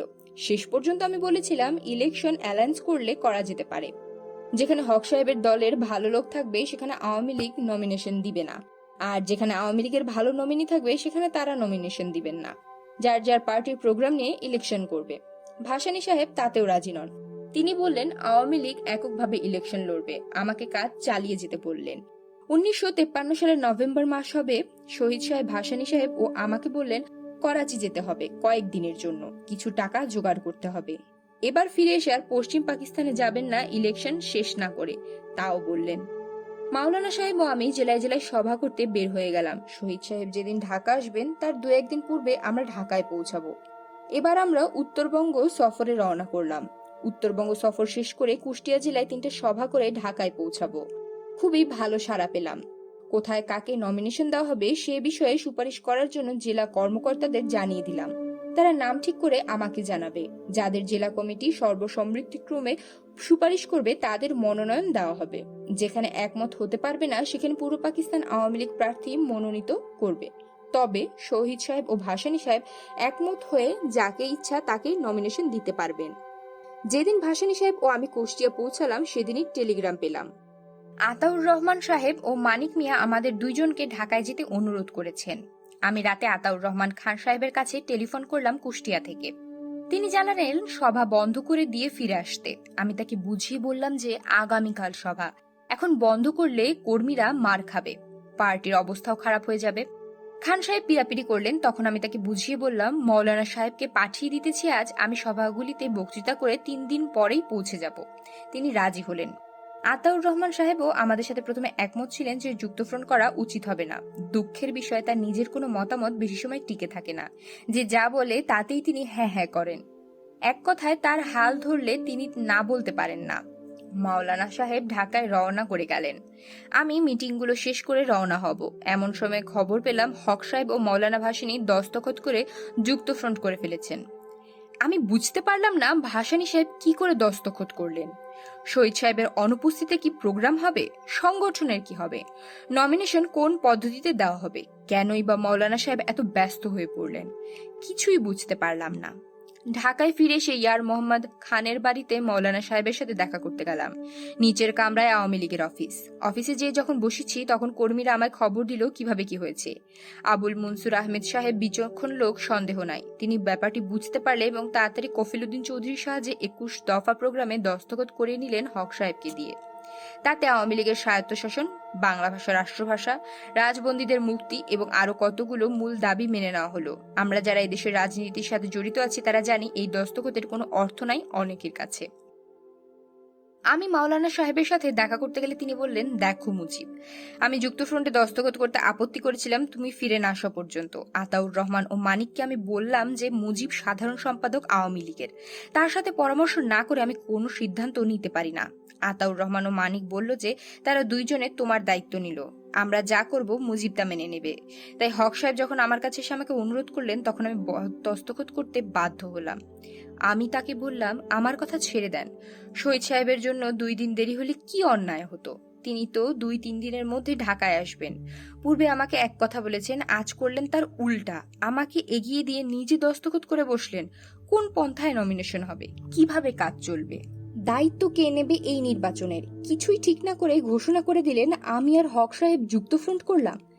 যা করেছেন ভালোই করেছেন, আমি আর কি করব। আর যখন আতাউর রহমান সাহেব ও মানিক ভাই আমার ভার নিয়েছেন দাবি করে, তখন তাদের কথা আমি ফেলি বা কেমন করে? এতে দেশের যদি মঙ্গল হয় ভালো, আর যদি ক্ষতি হয় আপনারাই দায়ী হবেন। আমি তো পার্টির সেক্রেটারি ছাড়া আর কিছুই না। আপনারা নেতা যখন যুক্তফ্রন্ট করেছেন, এখন যাতে তা ভালোভাবে চলে তার বন্দোবস্ত করুন। মাওলানা সাহেব বলেন, আমি বলে দিয়েছি শহীদ সাহেব এসে সকল কিছু ঠিক করবেন। নমিনেশন বা নিয়মকানুন যা করতে হয় তিনিই করবেন।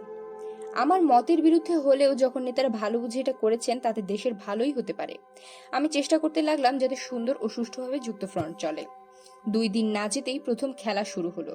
নামও শুনি নাই এমন দলের আবির্ভাব হলো। হক সাহেব খবর দিলেন নেজামে ইসলামী পার্টি নামে একটি পার্টির সাথে পূর্বেই তিনি দস্তখত করেছেন, তাদেরও যুক্তফ্রন্টে নিতে হবে। আমি মাওলানা সাহেবকে জিজ্ঞাসা করলে তিনি বললেন, আমি তো কিছুই জানি না। আমি বললাম, ওই পার্টি কোথায়, এর প্রেসিডেন্ট সেক্রেটারি কারা, সংগঠন কোথায় যে এদের নিতে হবে? এদের নিলে গণতান্ত্রিক দল বলে যে একটা দল কাগজের মারফতে 2-1বার দেখেছি, তাদেরও নিতে হবে। এদের মধ্যে তবু 2-4 জন প্রগতিশীল কর্মীও আছে, কিন্তু আমাদের নিজেদের মধ্যে অনেকে গণতান্ত্রিক দলকে নেওয়া হয় তা চায় না। শহীদ সাহেব এসে অফিস ঠিক করলেন, তাকে যুক্তফ্রন্টের চেয়ারম্যান করতে কেউই আপত্তি করল না।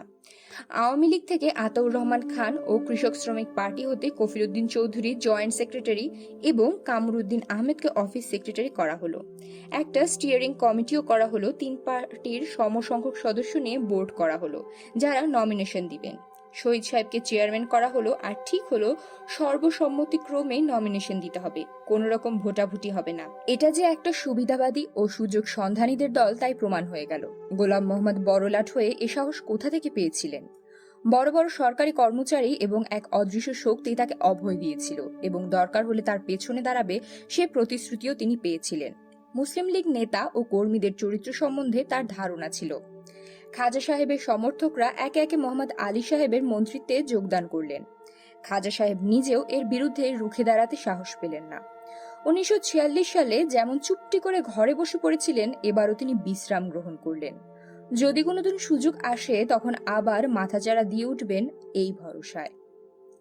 মোহাম্মদ আলীর বগুড়া মধ্যে কোনো রাজনৈতিক চেতনা ছিল না, তার মধ্যে কোনো গভীরতাও ছিল না। শুধু আমেরিকা থেকে তিনি আমেরিকানদের মতো কিছু হাবভাব ও হাঁটা চলা আর কাপড় পরা শিখে এসেছিলেন। গোলাম মোহাম্মদ যা বলেন তাতেই তিনি রাজি, আর আমেরিকানরা যে বুদ্ধি দেয় সেইটাই তিনি গ্রহণ করে চলতে লাগলেন। আমেরিকান শাসক গোষ্ঠীরা যেমন সকল কিছুর মধ্যে কমিউনিস্ট দেখতেন, তিনিও তাই দেখতে শুরু করলেন। প্রথমে তিনি শহীদ সাহেবকে তার রাজনৈতিক পিতা বলে সম্বোধন করলেন, পরে তার বিরুদ্ধাচরণ করতে শুরু করলেন। মাওলানা ভাসানী, আমি ও আমার সহকর্মীরা সময় নষ্ট না করে আওয়ামী লীগ প্রতিষ্ঠান গড়ার কাজে আত্মনিয়োগ করলাম।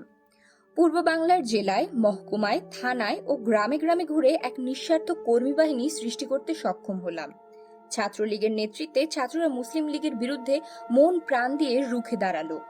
দেশের মধ্যে স্বজনপ্রীতি, দুর্নীতি চরম আকার ধারণ করেছিল। শাসনযন্ত্র শিথিল হয়ে গিয়েছিল। সরকারি কর্মচারীরা যা ইচ্ছা তাই করতে পারত। খাদ্য সংকট চরম আকার ধারণ করে। বেকার সমস্যা ভীষণভাবে দেখা দিয়েছে। শাসকদের কোনো প্ল্যান প্রোগ্রাম নাই। কোনো মতে চললেই তারা খুশি। পূর্ব বাংলার মন্ত্রীরা কোথাও সভা করতে গেলে জনগণ তাদের বক্তৃতা শুনতেও চাইতো না। 1952 সালের 21শে ফেব্রুয়ারির কথা কেউই ভুলে নাই। আমরা তাড়াতাড়ি শাসনতন্ত্র করতে জনমত সৃষ্টি করতে লাগলাম। পূর্ব বাংলার স্বায়ত্তশাসনের দাবি মেনে নেওয়া ছাড়া এবং বাংলাকে অন্যতম রাষ্ট্রভাষা না মেনে নিলে আমরা কোনো শাসনতন্ত্র মানব না। এ সময় ফজলুর রহমান সাহেব আরবি হরফে বাংলা লেখা পদ্ধতি চালু করতে চেষ্টা করেছিলেন। আমরা এর বিরুদ্ধেও জনমত সৃষ্টি করতে সক্ষম হয়েছিলাম। কোনো কোনো মুসলিম লীগ নেতা এককেন্দ্রিক সরকার গঠনের জন্য তলে তলে প্রোপাগান্ডা করছিলেন। আওয়ামী লীগ ফেডারেল শাসনতন্ত্র ও আঞ্চলিক স্বায়ত্তশাসনের দাবির ভিত্তিতে প্রচার শুরু করে জনগণকে বুঝাতে সক্ষম হয়েছিল বিনা বিচারে কাউকে বন্দী করে রাখা অন্যায়। ফলে রাজনৈতিক বন্দীদের মুক্তির আন্দোলন জোরদার হয়ে উঠেছিল। প্রগতিশীল যুব কর্মীরাও আওয়ামী লীগে যোগদান করতে আরম্ভ করেছিল।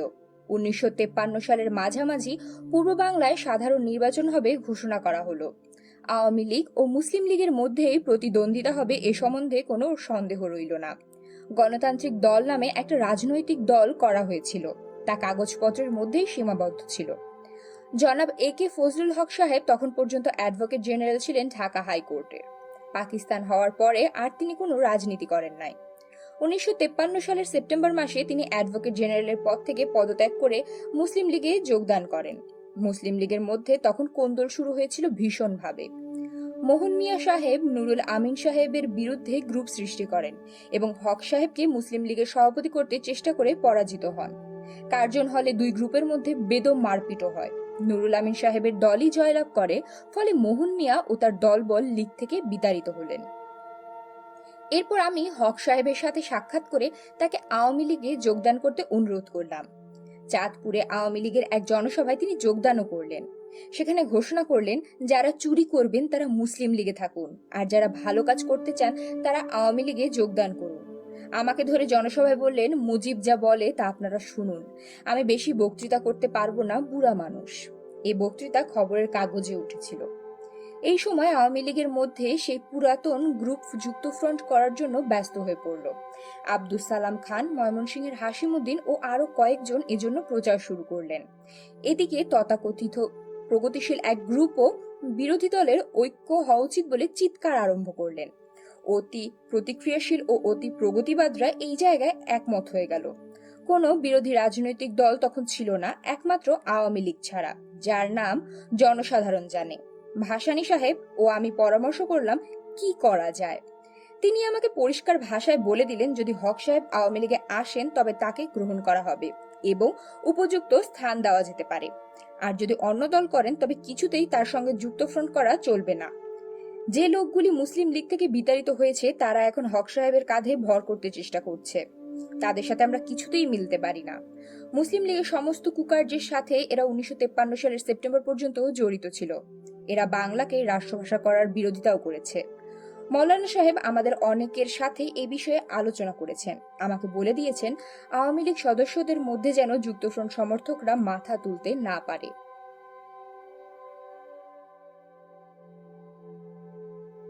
আওয়ামী লীগের প্রার্থীর অভাব ছিল না। প্রত্যেকটা নির্বাচনী এলাকায় আওয়ামী লীগ প্রার্থী ছিল, যারা 1949 সাল থেকে 1954 সাল পর্যন্ত নিজ নিজ এলাকায় কাজ করেছে।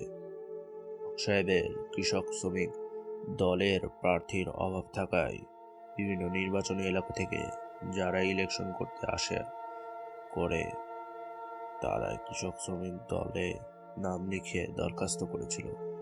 কোনোদিন রাজনীতি করে নাই, অথবা রাজনীতি ছেড়ে দিয়েছিল, অথবা মুসলিম লীগের সভ্য আছে, তারা নমিনেশন পাবে না। কিন্তু এমন প্রমাণও আছে, প্রথমে মুসলিম লীগে দরখাস্ত করেছে, নমিনেশন না পেয়ে কৃষক শ্রমিক দলে নাম লিখে নমিনেশন পেয়েছে। অনেক প্রার্থী যারা জেল খেটেছে মুসলিম লীগের বিরুদ্ধে আন্দোলন করে, তাদের নমিনেশন দেওয়া হয় নাই। যেমন চট্টগ্রাম আওয়ামী লীগের সম্পাদক M.A. আজিজকে নমিনেশন দেওয়া হয় নাই, তার পরিবর্তে একজন ব্যবসায়ীকে নমিনেশন দেওয়া হয়েছিল। খন্দকার মোস্তাক আহমেদের মতো জেলখাটা কর্মীকেও নমিনেশন দেওয়া হয় নাই। নোয়াখালীর আব্দুল জব্বার খদ্দর প্রথম থেকে আওয়ামী লীগ করছেন, তাকেও বাদ দিতে হয়েছিল। নিজামে ইসলাম দল কয়েকজন মৌলানা সাহেবের নাম নিয়ে এসেছে, তারা দরখাস্তও করে নাই। তাদের সব কয়েকজনকে নমিনেশন দিতে হবে। এই দল 21 দফায় দস্তখতও করে নাই। তবে এই দলের প্রতিনিধি একটা লিস্ট দাখিল করলেন যাতে নমিনেশন দেওয়া যাবে না, কারণ তারা সকলেই নাকি কমিউনিস্ট। এরা কিছু আওয়ামী লীগের জেলখাটা সদস্য আর কিছু কিছু গণতান্ত্রিক দলের সদস্য। এর প্রতিবাদে আমি বললাম, আমারও একটা লিস্ট আছে, তাদের নমিনেশন দেওয়া হবে না, কারণ এরা পাকিস্তানের বিরোধিতা করেছে। এদের দাবি এমন পর্যায়ে চলে গেল যে নিঃস্বার্থ কর্মী ও নেতাদের নমিনেশন না দিয়ে যারা মাত্র 4-5 মাস পূর্ব পর্যন্ত মুসলিম লীগ করেছে অথবা জীবনের রাজনীতি করে নাই, তাদেরই নমিনেশন দিতে হবে। মাঝে মাঝে হক সাহেবের কাছ থেকে ছোট্ট ছোট্ট চিঠিও এসে হাজির হয়। তার চিঠিকে সম্মান না করে পারা যায় না। আবার কৃষক শ্রমিক পার্টি ও নেজামে ইসলামের স্টারিং কমিটির সদস্যরা সভা ছেড়ে উঠে চলে যায়, হক সাহেবের সাথে পরামর্শ করার কথা বলে। এইভাবে চলতে লাগলো। মৌলানা ভাসানী সাহেবকে অনেক কষ্ট করে ঢাকায় আনলাম। তিনি এসেই আবার বাইরে চলে যেতে চাইলেন। আমরা তাকে সব কথা বললাম। তিনি উত্তর দিলেন, ওই সমস্ত লোকের সাথে কি করে কাজ করা যায়? আমি এর ধার ধারি না, তোমাদের যুক্তফ্রন্ট মানি না। আমি চললাম। আমার সাথে খুবই কথা কাটাকাটি হলো। তাকে বললাম, নমিনেশন নিয়ে আলোচনার সময় অন্য দলের লোকেরা আলোচনা করতে চলে যায় হক সাহেবের কাছে। আর আমরা কোথায় যাই? শহীদ সাহেব তো চেয়ারম্যান, তিনি তো পক্ষ অবলম্বন করতে পারেন না। আপনি ঢাকায় থাকেন, আগামীকাল শহীদ সাহেবের সাথে আপনার আলোচনা হওয়া দরকার। তিনি চুপ করে রইলেন। আমাকে তাড়াতাড়ি সভায় যেতে হবে। আতাউর রহমান সাহেবও চুপ করে থাকেন। আমাকে সকল সময় তর্ক বিতর্ক করতে হয়। প্রত্যেকটা প্রার্থীর খবরাখবর নিতে হয়। হলুদ্দিন চৌধুরী সাহেব কৃষক শ্রমিক পার্টির সদস্য হলেও তার দলের নেতাদের ব্যবহারে অতিষ্ঠ হয়ে উঠেছিলেন। তিনি আওয়ামী লীগের ভালো প্রার্থী হলে তাকে সমর্থন করতেন, তাই তার উপরে ক্ষেপে গিয়েছে তার দলের লোকেরা। আতাউর রহমান সাহেবও ক্ষেপে যে অনেক সময় বলতেন, এদের সাথে কথা বলতে আমার ঘৃণা করে। মৌলানা সাহেব আবার ঢাকা ত্যাগ করলেন, কাউকেও কিছু না বলে।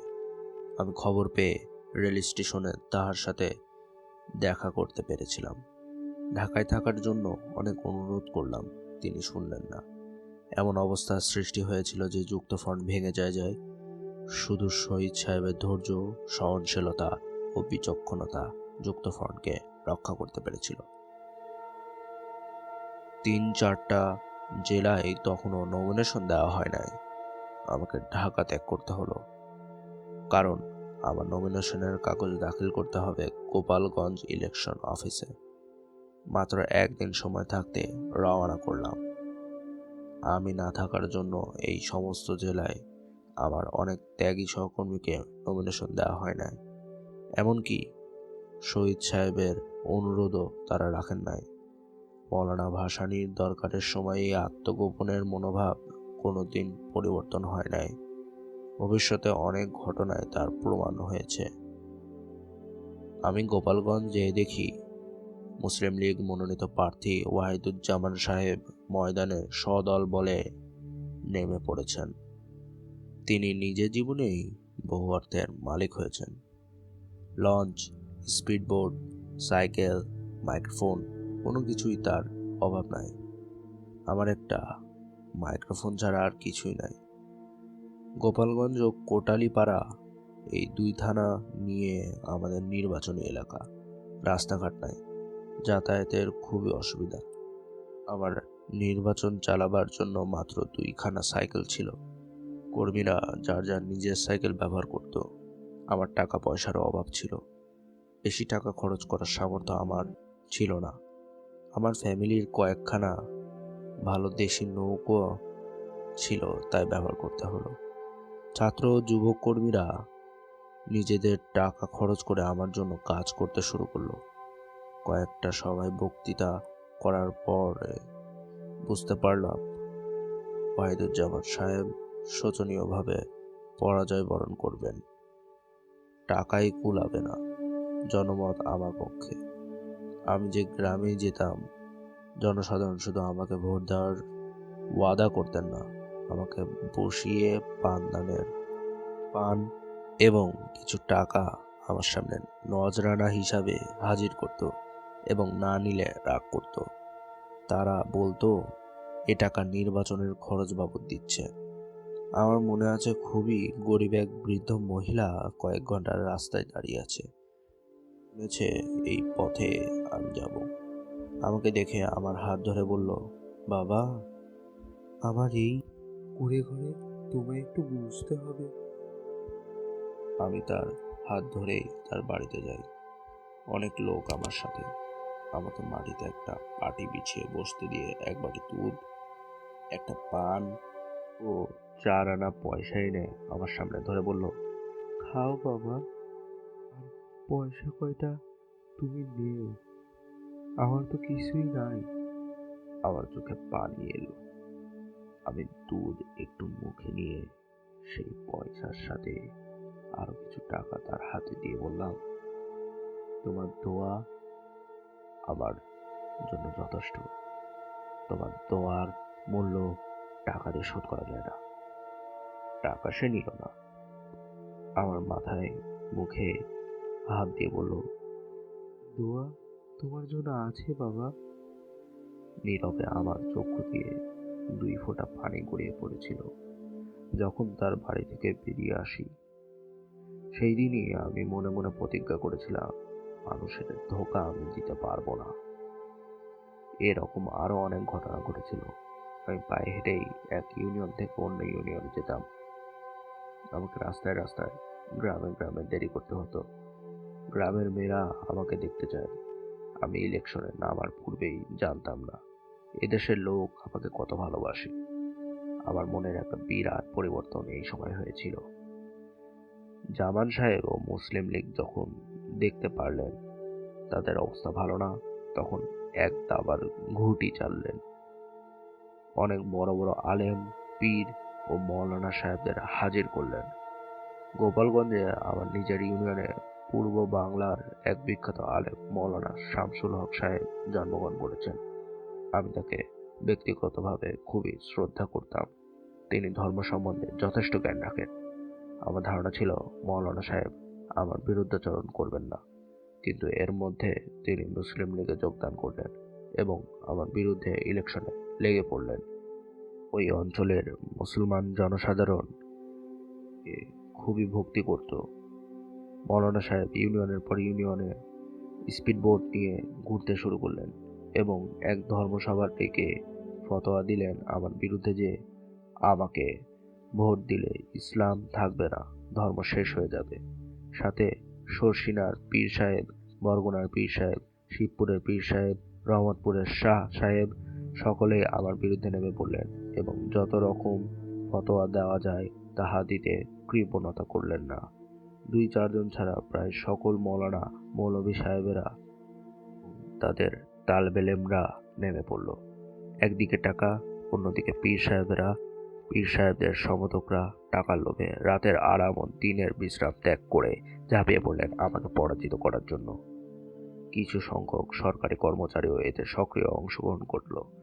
ঢাকা থেকে পুলিশের প্রধান গোপালগঞ্জে হাজির হয়ে পরিষ্কারভাবে তার কর্মচারীদের হুকুম দিলেন মুসলিম লীগকে সমর্থন করতে।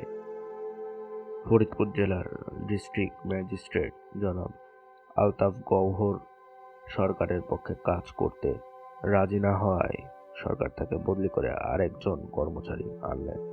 তিনি আমার এলাকায় যে নিজেই বক্তৃতা করতে শুরু করলেন এবং ইলেকশনের 3 দিন পূর্বে সেন্টারগুলি এক জায়গা থেকে অন্য জায়গায় নিয়ে গেলেন, যেখানে জামান সাহেবের সুবিধা হতে পারে। আমার পক্ষে জনসাধারণ, ছাত্র ও যুবকরা কাজ করতে শুরু করলো নিঃস্বার্থভাবে। নির্বাচনের 4 দিন পূর্বে শহীদ সাহেব সরকারি দলের ওই সব অপকীর্তির খবর পেয়ে হাজির হয়ে 2টা সভা করলেন, আর নির্বাচনের 1 দিন পূর্বে মৌলানা সাহেব হাজির হয়ে একটা সভা করলেন।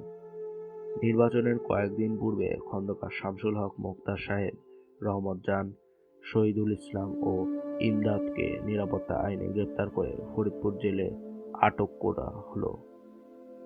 একটা ইউনিয়নের প্রায় 40 জন গণ্যমান্য ব্যক্তিকে গ্রেফতার করা হয়। নির্বাচনের মাত্র 3 দিন পূর্বে আরও প্রায় 50 জনের বিরুদ্ধে ওয়ারেন্ট দেওয়া হয়। শামসুল হক মোক্তার সাহেবকে জনসাধারণ ভালোবাসত। তার কর্মীরা খুব নাম করা ছিল। আরও অনেককে গ্রেফতার করার ষড়যন্ত্র আমার কানে আসলে তাদের আমি শহর আসতে নিষেধ করে দিলাম। আমার নির্বাচনী এলাকা ছাড়াও আশেপাশের 2 এলাকাতে আমাকে যেতে হয়েছিল।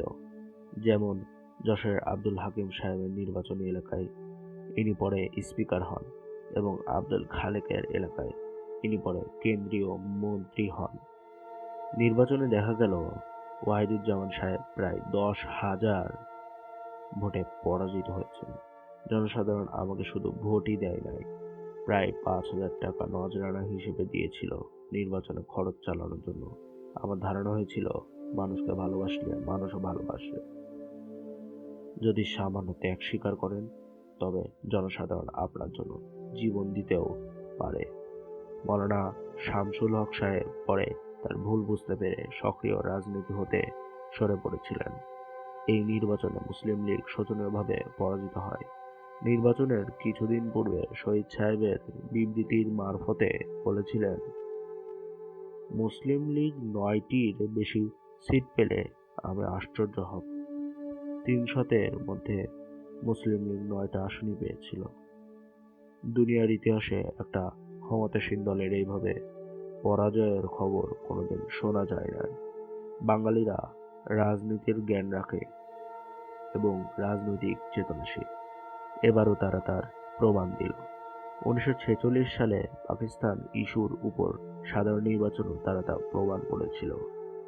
এবারের নির্বাচনে মুসলিম লীগের অনেক বড় বড় এবং হোমরা চোমরা নেতারা মধ্যে অনেকেই আবার কেন্দ্রীয় আইনসভার সদস্য ছিলেন। যারা শুধু পরাজিতই হন নাই, তাদের জামানতের টাকাও বাজেয়াপ্ত হয়েছিল। এমনকি পূর্ব বাংলার প্রধানমন্ত্রী জনাব নুরুল আমিনও পরাজিত হন। এতে শাসক গোষ্ঠী, শোষক গোষ্ঠী এবং আমলারা অনেকেই ঘাবড়িয়ে গিয়েছিলেন, কিন্তু তবু আশা ছাড়েন নাই। তারা চক্রান্তমূলক নতুন কর্মপন্থা গ্রহণ করতে চেষ্টা করতে লাগলেন।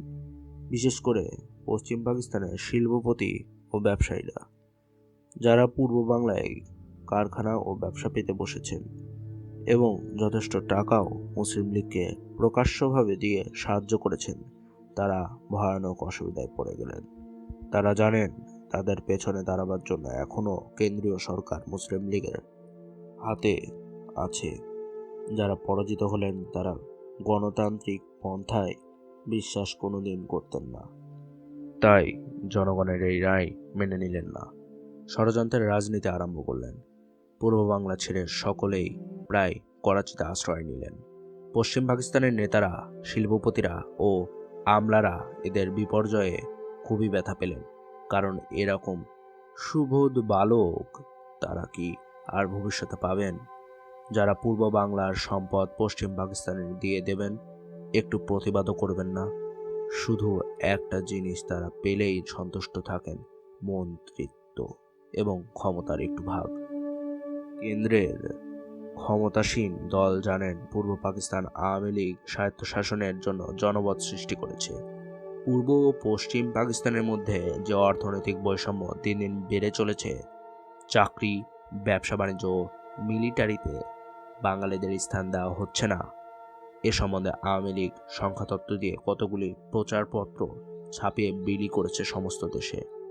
সমস্ত পূর্ব বাংলায় গানের মারফতে গ্রাম্য লোক কবিরা প্রচারে নেমেছেন।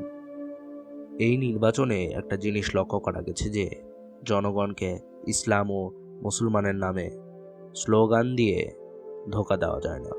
ধর্মপ্রাণ বাঙালি মুসলমানরা তাদের ধর্মকে ভালোবাসে, কিন্তু ধর্মের নামে ধোঁকা দিয়ে রাজনৈতিক সিদ্ধি করতে তারা দেবে না। এ ধারণা অনেকেরই হয়েছিল। জনসাধারণ চায় শোষণহীন সমাজ এবং অর্থনৈতিক ও সামাজিক উন্নতি। মুসলিম লীগ নেতারা এসব বিষয়ে কোনো সুষ্ঠু প্রোগ্রাম জনসাধারণের সামনে পেশ না করে বলে চলেছে পাকিস্তান ধ্বংস হয়ে যাবে, মুসলিম লীগ পাকিস্তান কায়েম করেছে, তাই মুসলিম লীগ পাকিস্তানের মাথা, পাকিস্তান অর্থ মুসলিম লীগ ইত্যাদি। আওয়ামী লীগ ও অন্যান্য নেতারা রাষ্ট্রদ্রোহী, হিন্দুদের দালাল, পূর্ব বাংলা ও পশ্চিম বাংলা এক করতে চায়, এরকম নানা রকমের স্লোগান দিতে আরম্ভ করেছিল। জনগণ শহীদ সোহরাওয়ার্দীকে জানত যে তিনি পাকিস্তানের অন্যতম স্রষ্টা, শেরে বাংলা একে ফজলুল হককে জানত তিনি এই দেশের মানুষকে ভালোবাসতেন এবং মৌলানা ভাসানীও পাকিস্তানের জন্য সংগ্রাম করেছেন। আর আমরা যারা পাকিস্তান প্রতিষ্ঠার জন্য সামান্য ত্যাগ স্বীকার করেছি তাও জনগণের জানা ছিল, তাই ধোকায় কাজ হলো না। 21 দফা দাবি জনগণের সার্বিক কল্যাণের জন্য পেশ করা হয়েছিল, তা জনগণ বুঝতে পেরেছে। কারণ আওয়ামী লীগ 1949 সাল থেকে বাংলাদেশে এর অনেকগুলো দাবি প্রচার করেছে। ইলেকশনের কিছুদিন পূর্বে এক সাম্প্রদায়িক হাঙ্গামা হয়েছিল। চন্দ্রকোনার কর্ণফুলী কাগজের কারখানায় বাঙালিরা প্রায় সকলেই শ্রমিক, আর অবাঙালিরা বড় বড় কর্মচারী। তাদের ব্যবহারও ভালো ছিল না। মুসলিম লীগ নেতারা প্রচার করেছে আওয়ামী লীগ ক্ষমতায় আসলে অবাঙালিদের পূর্ব বাংলায় থাকতে দেবে না। আওয়ামী লীগ ও তার কর্মীরা যে কোনো ধরনের সাম্প্রদায়িকতা ঘৃণা করে। আওয়ামী লীগের মধ্যে অনেক নেতা ও কর্মী আছে যারা সমাজতন্ত্রে বিশ্বাসী এবং তারা জানে সমাজতন্ত্রের পথই একমাত্র জনগণের মুক্তির পথ। ধনতন্ত্রবাদের মাধ্যমে জনগণকে শোষণ করা চলে। যারা সমাজতন্ত্রে বিশ্বাস করে তারা কোনোদিন কোনো রকম সাম্প্রদায়িকতা বিশ্বাস করতে পারে না। তাদের কাছে মুসলমান, হিন্দু, বাঙালি, অবাঙালি সকলেই সমান। শোষক শ্রেণীকে তারা পছন্দ করে না। পশ্চিম পাকিস্তানেও আওয়ামী লীগের বিরুদ্ধে এরকম অপপ্রচার করা হয়েছে। নির্বাচনের ফলাফল বের হওয়ার পরে আমি ঢাকা আসলাম। আমাকে রেল স্টেশনে বিরাটভাবে অভ্যর্থনা করা হয়েছিল। শোভাযাত্রা করে আমাকে আওয়ামী লীগ অফিসে নিয়ে আসা হলো। শহীদ সাহেব আমার জন্য চিন্তায় ছিলেন, যদিও আমার গ্রামের বাড়িতে বসে আমাকে বলে এসেছিলেন, তোমার চিন্তার কোনো কারণ নাই, আমি যা দেখলাম তাতে তোমার জয় সুনিশ্চিত। তাড়াতাড়ি যুক্তফ্রন্টের এমএলএদের সভা ডাকা হলো ঢাকা বার লাইব্রেরি হলে। আওয়ামী লীগ দলীয় এমএলএদের সভা ডাকা হলো আওয়ামী লীগ অফিসে ওই একই দিন সকালবেলা। নির্বাচনে জয়লাভ করার সাথে সাথে আমাদের কানে আসতে লাগলো জনাব মোহাম্মদ আলী বগুড়া হক সাহেবের সাথে যোগাযোগ করতে চেষ্টা করছেন পুরানা মুসলিম লীগারদের মারফতে, যারা কিছুদিন পূর্বে হক সাহেবের দলে যোগদান করে এমএলএ হয়েছেন কৃষক শ্রমিক দলের নামে। আদতে তারা মনে প্রাণে মুসলিম লীগ। সকালবেলা আওয়ামী লীগ সদস্যদের সভা আর বিকেলে বার লাইব্রেরি হলে সমস্ত দল মিলে যুক্তফ্রন্ট এমএলএদের সভা। আওয়ামী লীগের সভায় শহীদ সাহেব ও ভাসানী সাহেব উপস্থিত ছিলেন। সবাই রংপুরের আওয়ামী লীগ নেতা খয়রাত হোসেন সাহেব প্রস্তাবের মারফতে বললেন, জনাব একে ফজলুল হক সাহেবকে নেতা নির্বাচন করার পূর্বে শহীদ সাহেব ও ভাসানী সাহেব তার সাথে পরামর্শ করে মন্ত্রীদের লিস্ট ফয়সালা করা উচিত। একবার তাকে যুক্তফ্রন্ট পার্লামেন্টারি দলের নেতা করলে তার দলবলের মধ্যে এমন সমস্ত পাকা খেলোয়াড় আছে যারা চক্রান্তের খেলা শুরু করতে পারে।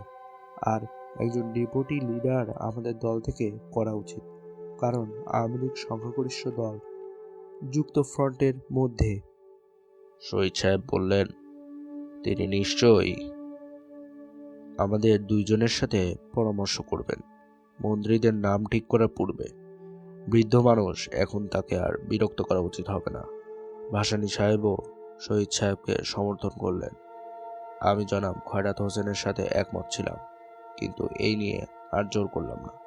আমি যখন আমার বাড়ি টুঙ্গিপাড়া থেকে নির্বাচনের পরে ফিরে আসি, শহীদ সাহেব আমাকে একাকি ডেকে বললেন, তুমি মন্ত্রিত্ব নেবে কিনা?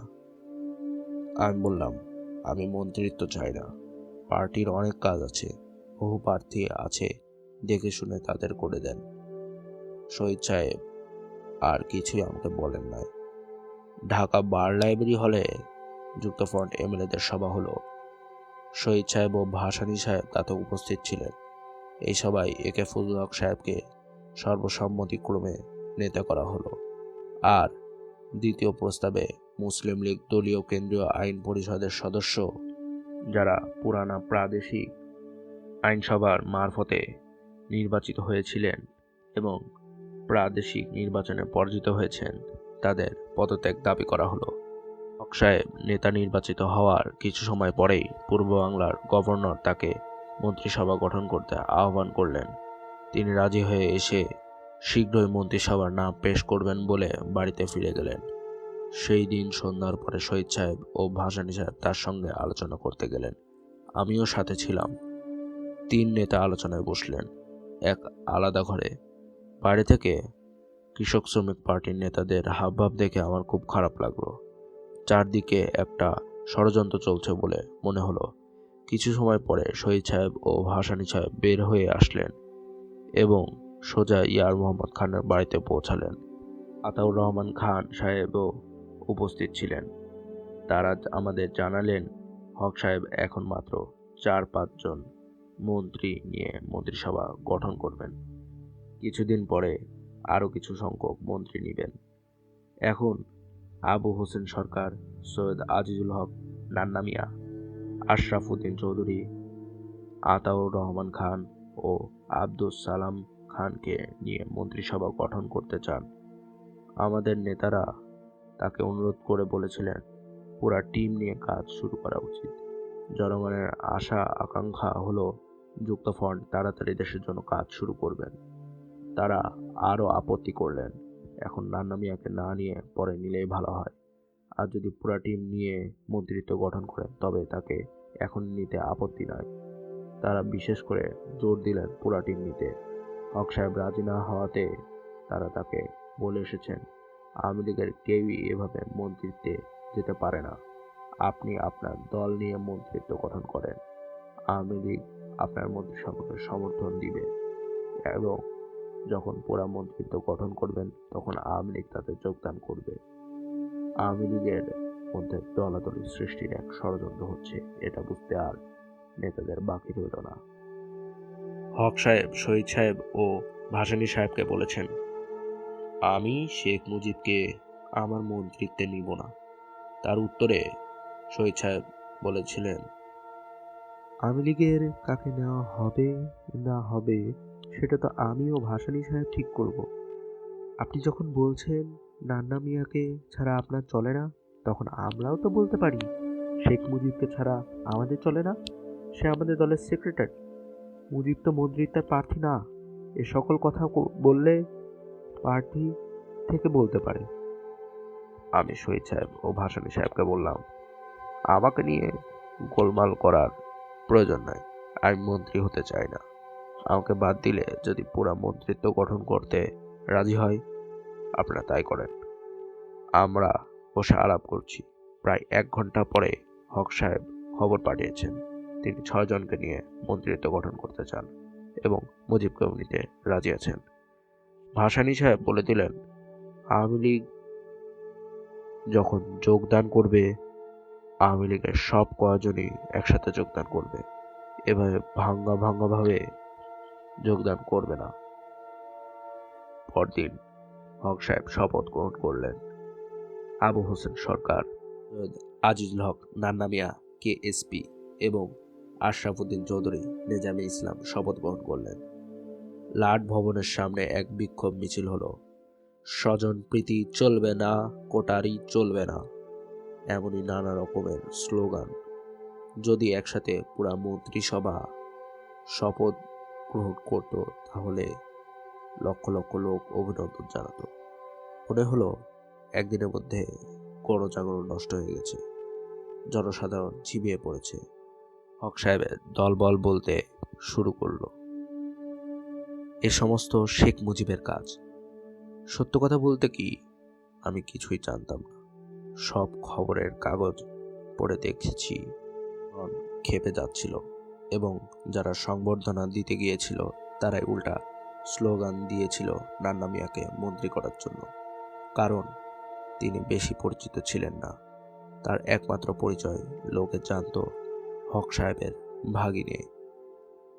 লোক হিসাবে সৈয়দ আজিজুল হক অমায়িক ও ভদ্র।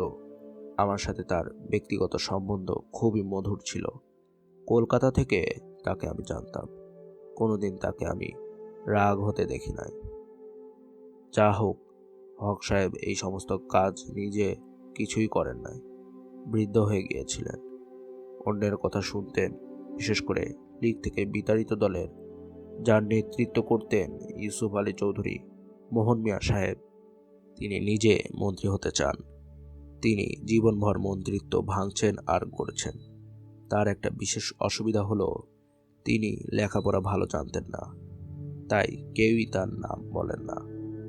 কর্মী হিসাবে তার মতো কর্মী এদেশে খুব কম জন্মগ্রহণ করেছেন। রাত দিন সমানভাবে পরিশ্রম করতে পারতেন। তাকে অনেকে এভিল জেনিয়াস বলে থাকেন। যদি ভালো কাজে তার বুদ্ধি ও কর্মশক্তি ব্যবহার করতেন, তাহলে সত্যিকারের দেশের কাজ করতে পারতেন। আমরা মন্ত্রিসভায় যোগদান না করে পার্টি গঠনের কাজে মন দিলাম। শহীদ সাহেব করাচিতে ফিরে গেলেন। তার স্বাস্থ্য খারাপ হয়ে পড়েছে অত্যধিক পরিশ্রমে। হক সাহেব করাচিতে বেড়াতে গেলে কেন্দ্রীয় গণপরিষদের পূর্ব বাংলার সদস্যরা তাকে জিজ্ঞাসা করেছিলেন তারা পদত্যাগ করবেন কিনা। তিনি তার উত্তরে বলেছিলেন তিনি নিজেই পদত্যাগ করেন নাই, আর তাদের করতে হবে কেন? যদিও যুক্তফ্রন্ট পার্লামেন্টারি পার্টির প্রথম সভায় দ্বিতীয় প্রস্তাবে তাদের পদত্যাগ করতে বলা হয়েছিল। করাচিতে মোহাম্মদ আলীর নেতৃত্বে মুসলিম লীগ নেতারা তার সাথে যোগাযোগ করে তাকে জানিয়ে দিল তাদের রাগ আওয়ামী লীগারদের বিরুদ্ধে। হক সাহেবকে তারা সমর্থন করবেন এবং যাতে তিনি প্রধানমন্ত্রী থাকতে পারেন তার চেষ্টা করবেন। শুধু আওয়ামী লীগকে যেন দূরে সরিয়ে রাখেন। গোপনে গোপনে আওয়ামী লীগ থেকে সদস্য ভাগিয়ে নেওয়ার চেষ্টা চলছিল, কিন্তু উপায় ছিল না। কেউই দল ত্যাগ করতে রাজি না। যাদের মনের মধ্যে মন্ত্রিত্বের খায়েশ ছিল তারাও জনমতের ভয়ে পিছিয়ে পড়েছিল। হক সাহেবকে তার দলবল ধোঁকা দিয়েই চলেছে। মুসলিম লীগের কেন্দ্রীয় সরকার দুর্বলতা পেলেই যে ঝাঁপিয়ে পড়বে এ সম্বন্ধে সন্দেহ ছিল না, কারণ তারা জানত আওয়ামী লীগের সমর্থন ছাড়া সরকার চলতে পারে না। সংসদ সদস্যদের মধ্যে আওয়ামী লীগ সংখ্যাগুরু। সকল দল মিলেও আওয়ামী লীগের সমান হতে পারবে না। করাচি হতে ফিরবার পথে হক সাহেব কলকাতায় দু একদিনের জন্য ছিলেন। সেখানে তার বক্তৃতা বলে কথিত কয়েকটা সংবাদপত্রে ফলাও করে ছাপানো হয়েছিল। সুযোগ বুঝে মোহাম্মদ আলী বগুড়া ও তার দলবলেরা হক সাহেবের বিরুদ্ধে দায় নিয়ে ষড়যন্ত্রে লিপ্ত হলেন। হক সাহেব মহাবিপদে পড়লেন। এই বিপদের মুহূর্তে আওয়ামী লীগ নেতা বা কর্মীরা হক সাহেব ও তার দলবলের বিরুদ্ধাচরণ করলেন না। তারা জানিয়ে দিলেন যে তারা হক মন্ত্রিসভাকে সমর্থন করবেন। হক সাহেব এই অবস্থায় আওয়ামী লীগারদের সাথে আলোচনা করে পুরা মন্ত্রিসভা গঠন করতে আগ্রহ প্রকাশ করতে লাগলেন। এই সময় হক সাহেবের আর এক ভাগিনে জনাব মাহবুব মোর্শেদ বার অ্যাট ল পরবর্তীকালে পূর্ব বাংলার হাইকোর্টের প্রধান বিচারপতি হন। হক সাহেবের সাথে পরামর্শ করে আতাউর রহমান খান ও মানিক মিয়াকে অনুরোধ করলেন যাতে আওয়ামী লীগ মন্ত্রিসভায় যোগদান করে। তাকে সাহায্য করছিলেন ঢাকার কফিল উদ্দিন চৌধুরী সাহেব ও মির্জা আব্দুল কাদের সর্দার। শহীদ সাহেব তখন করাচিতে ভীষণভাবে অসুস্থ হয়ে পড়েছেন। তার পক্ষে ঢাকায় আসা সম্পূর্ণ অসম্ভব। আমিও মৌলানা সাহেব জনসভা করতে মফস্বলে বের হয়ে গেছি। আমাদের প্রোগ্রাম জানা ছিল অফিসের। হক সাহেব আতাউর রহমান খান ও মানিক ভাইকে বলেছেন যে আমাকে মন্ত্রী করতে চান। মৌলানা সাহেব ও আমি টাঙ্গাইলে এক কর্মী সম্মেলনে বক্তৃতা করছিলাম। এই সময় টাঙ্গাইলের এসডিও একটা রেডিওগ্রাম নিয়ে সবাই হাজির হলেন। আমাকে জানালেন প্রধানমন্ত্রী আমাকে ঢাকায় যেতে অনুরোধ করে রেডিওগ্রাম পাঠিয়েছেন। আমি মৌলানা সাহেবের সাথে পরামর্শ করলাম। মৌলানা সাহেব বললেন, দরকার হলে তোমাকে মন্ত্রিসভায় যোগদান করতে হবে, তবে শহীদ সাহেবের সাথে পরামর্শ করে নিও। এ সময় এইভাবে মন্ত্রিত্বে যাওয়া উচিত হবে কিনা। বোধহয় হক সাহেবের দল কোনো মুশকিলে পড়েছে, তাই ডাক পড়েছে। আমি সন্ধ্যার দিকে ঢাকায় ফিরে এলাম। বাসায় যেয়ে দেখি রেনু ছেলে মেয়ে নিয়ে গতকাল ঢাকায় এসেছে। সে এখন ঢাকায় থাকবে। ছেলে মেয়েদের লেখাপড়ার বন্দোবস্ত হওয়া দরকার। আমি খুশি হলাম। আমি তো মুসাফিরের মতো থাকি, সে এসে সকল কিছু ঠিকঠাক করতে শুরু করেছে। আমার অবস্থা জানে, তাই বাড়ি থেকে কিছু টাকাও নিয়ে এসেছে। আমি হক সাহেবের সাথে দেখা করতে গেলে তিনি বললেন, তোমাকে মন্ত্রী হতে হবে। আমি তোকে চাই, তুই রাগ করে না বলিস না। তোরা সকলে বসে ঠিক কর কাকে কাকে নেওয়া যেতে পারে। আমি তাকে বললাম, আমাদের তো আপত্তি নাই। শহীদ সাহেব অসুস্থ হয়ে পড়েছেন, তার অনুমতি দরকার। আর মৌলানা সাহেব উপস্থিত নাই, তার সাথেও আলোচনা করতে হবে। আমি ইত্তেফাক অফিসে মানিক ভাই ও আতাউর রহমান খান সাহেবকে নিয়ে বসলাম। একটু পরে মোর্শেদ সাহেব, কাদের সর্দার সাহেব, কফিল উদ্দিন চৌধুরী সাহেব আসলেন। আলোচনা করে শহীদ সাহেবের সাথে ফোন আলাপ করতে চেষ্টা করলাম। তিনি কথা বলতে পারলেন না। তার জামাতা আহমেদ সোলাইমান কথা বললেন। তার মারফতে তিনি জানিয়ে দিলেন তার কোনো আপত্তি নাই। আমি আপত্তি করলাম, মৌলানা ভাসানী সাহেবেরও মতামত প্রয়োজন, কারণ অনেক পানি এর মধ্যে ঘোলা করা হয়েছে। শহীদ সাহেব, ভাসানী সাহেব যদিও কয়েকজনের নাম পূর্বেই ঠিক করে রেখেছিলেন, তবু আবারও আলোচনা করে মতামত নেওয়া উচিত। এদিকে কৃষক শ্রমিক দল কফিল উদ্দিন চৌধুরী সাহেবকে তাদের পার্টি থেকে মন্ত্রিত্ব দিতে রাজি নন। আমরা জানিয়ে দিলাম দরকার হয় তিনি আমাদের দলের পক্ষ থেকে মন্ত্রী হবেন। সত্য কথা বলার জন্য তাকে আমরা শাস্তি পেতে দিতে রাজি নই। রাত 11টায় হক সাহেবের সাথে পরামর্শ করে 2খানা জিপ গাড়ি নিয়ে আতাউর রহমান সাহেব, মোর্শেদ সাহেব, কফিল উদ্দিন চৌধুরী সাহেব, আব্দুল কাদের সর্দার ও আমি টাঙ্গাইলের পথে রওনা করলাম। রাস্তা খুবই খারাপ। এখনকার দিনে ঢাকা থেকে টাঙ্গাইল পৌঁছাতে 6 ঘন্টা সময় লাগতো। 4টা খেয়া পার হতে হতো। আমরা খুব ভোরে টাঙ্গাইল পৌঁছালাম। মৌলানা সাহেব আওয়ামী লীগ অফিসের দোতলায় আছেন। আমরা তার সাথে পরামর্শ করলাম। তিনি খুব ক্ষেপে গিয়েছিলেন। পরে মোর্শেদ সাহেবের ওকালতিতে তিনি রাজি হলেন। আতাউর রহমান সাহেব তাকে নামগুলি দেখালেন। আতাউর রহমান খান, আবুল মনসুর আহমদ, আব্দুল সালাম খান, হাসিমুদ্দিন আহমদ ও আমি। কফিল উদ্দিন চৌধুরী সাহেব সম্বন্ধে তারা যখন আপত্তি করছে, তখন তিনিও আওয়ামী লীগের পক্ষ হতে মন্ত্রী হবেন। হক সাহেব ছাড়া মোটমাট 12 জন মন্ত্রী হবেন। পরে দেখা গেল আরো কয়েকজন বেড়ে গেল রাতারাতি।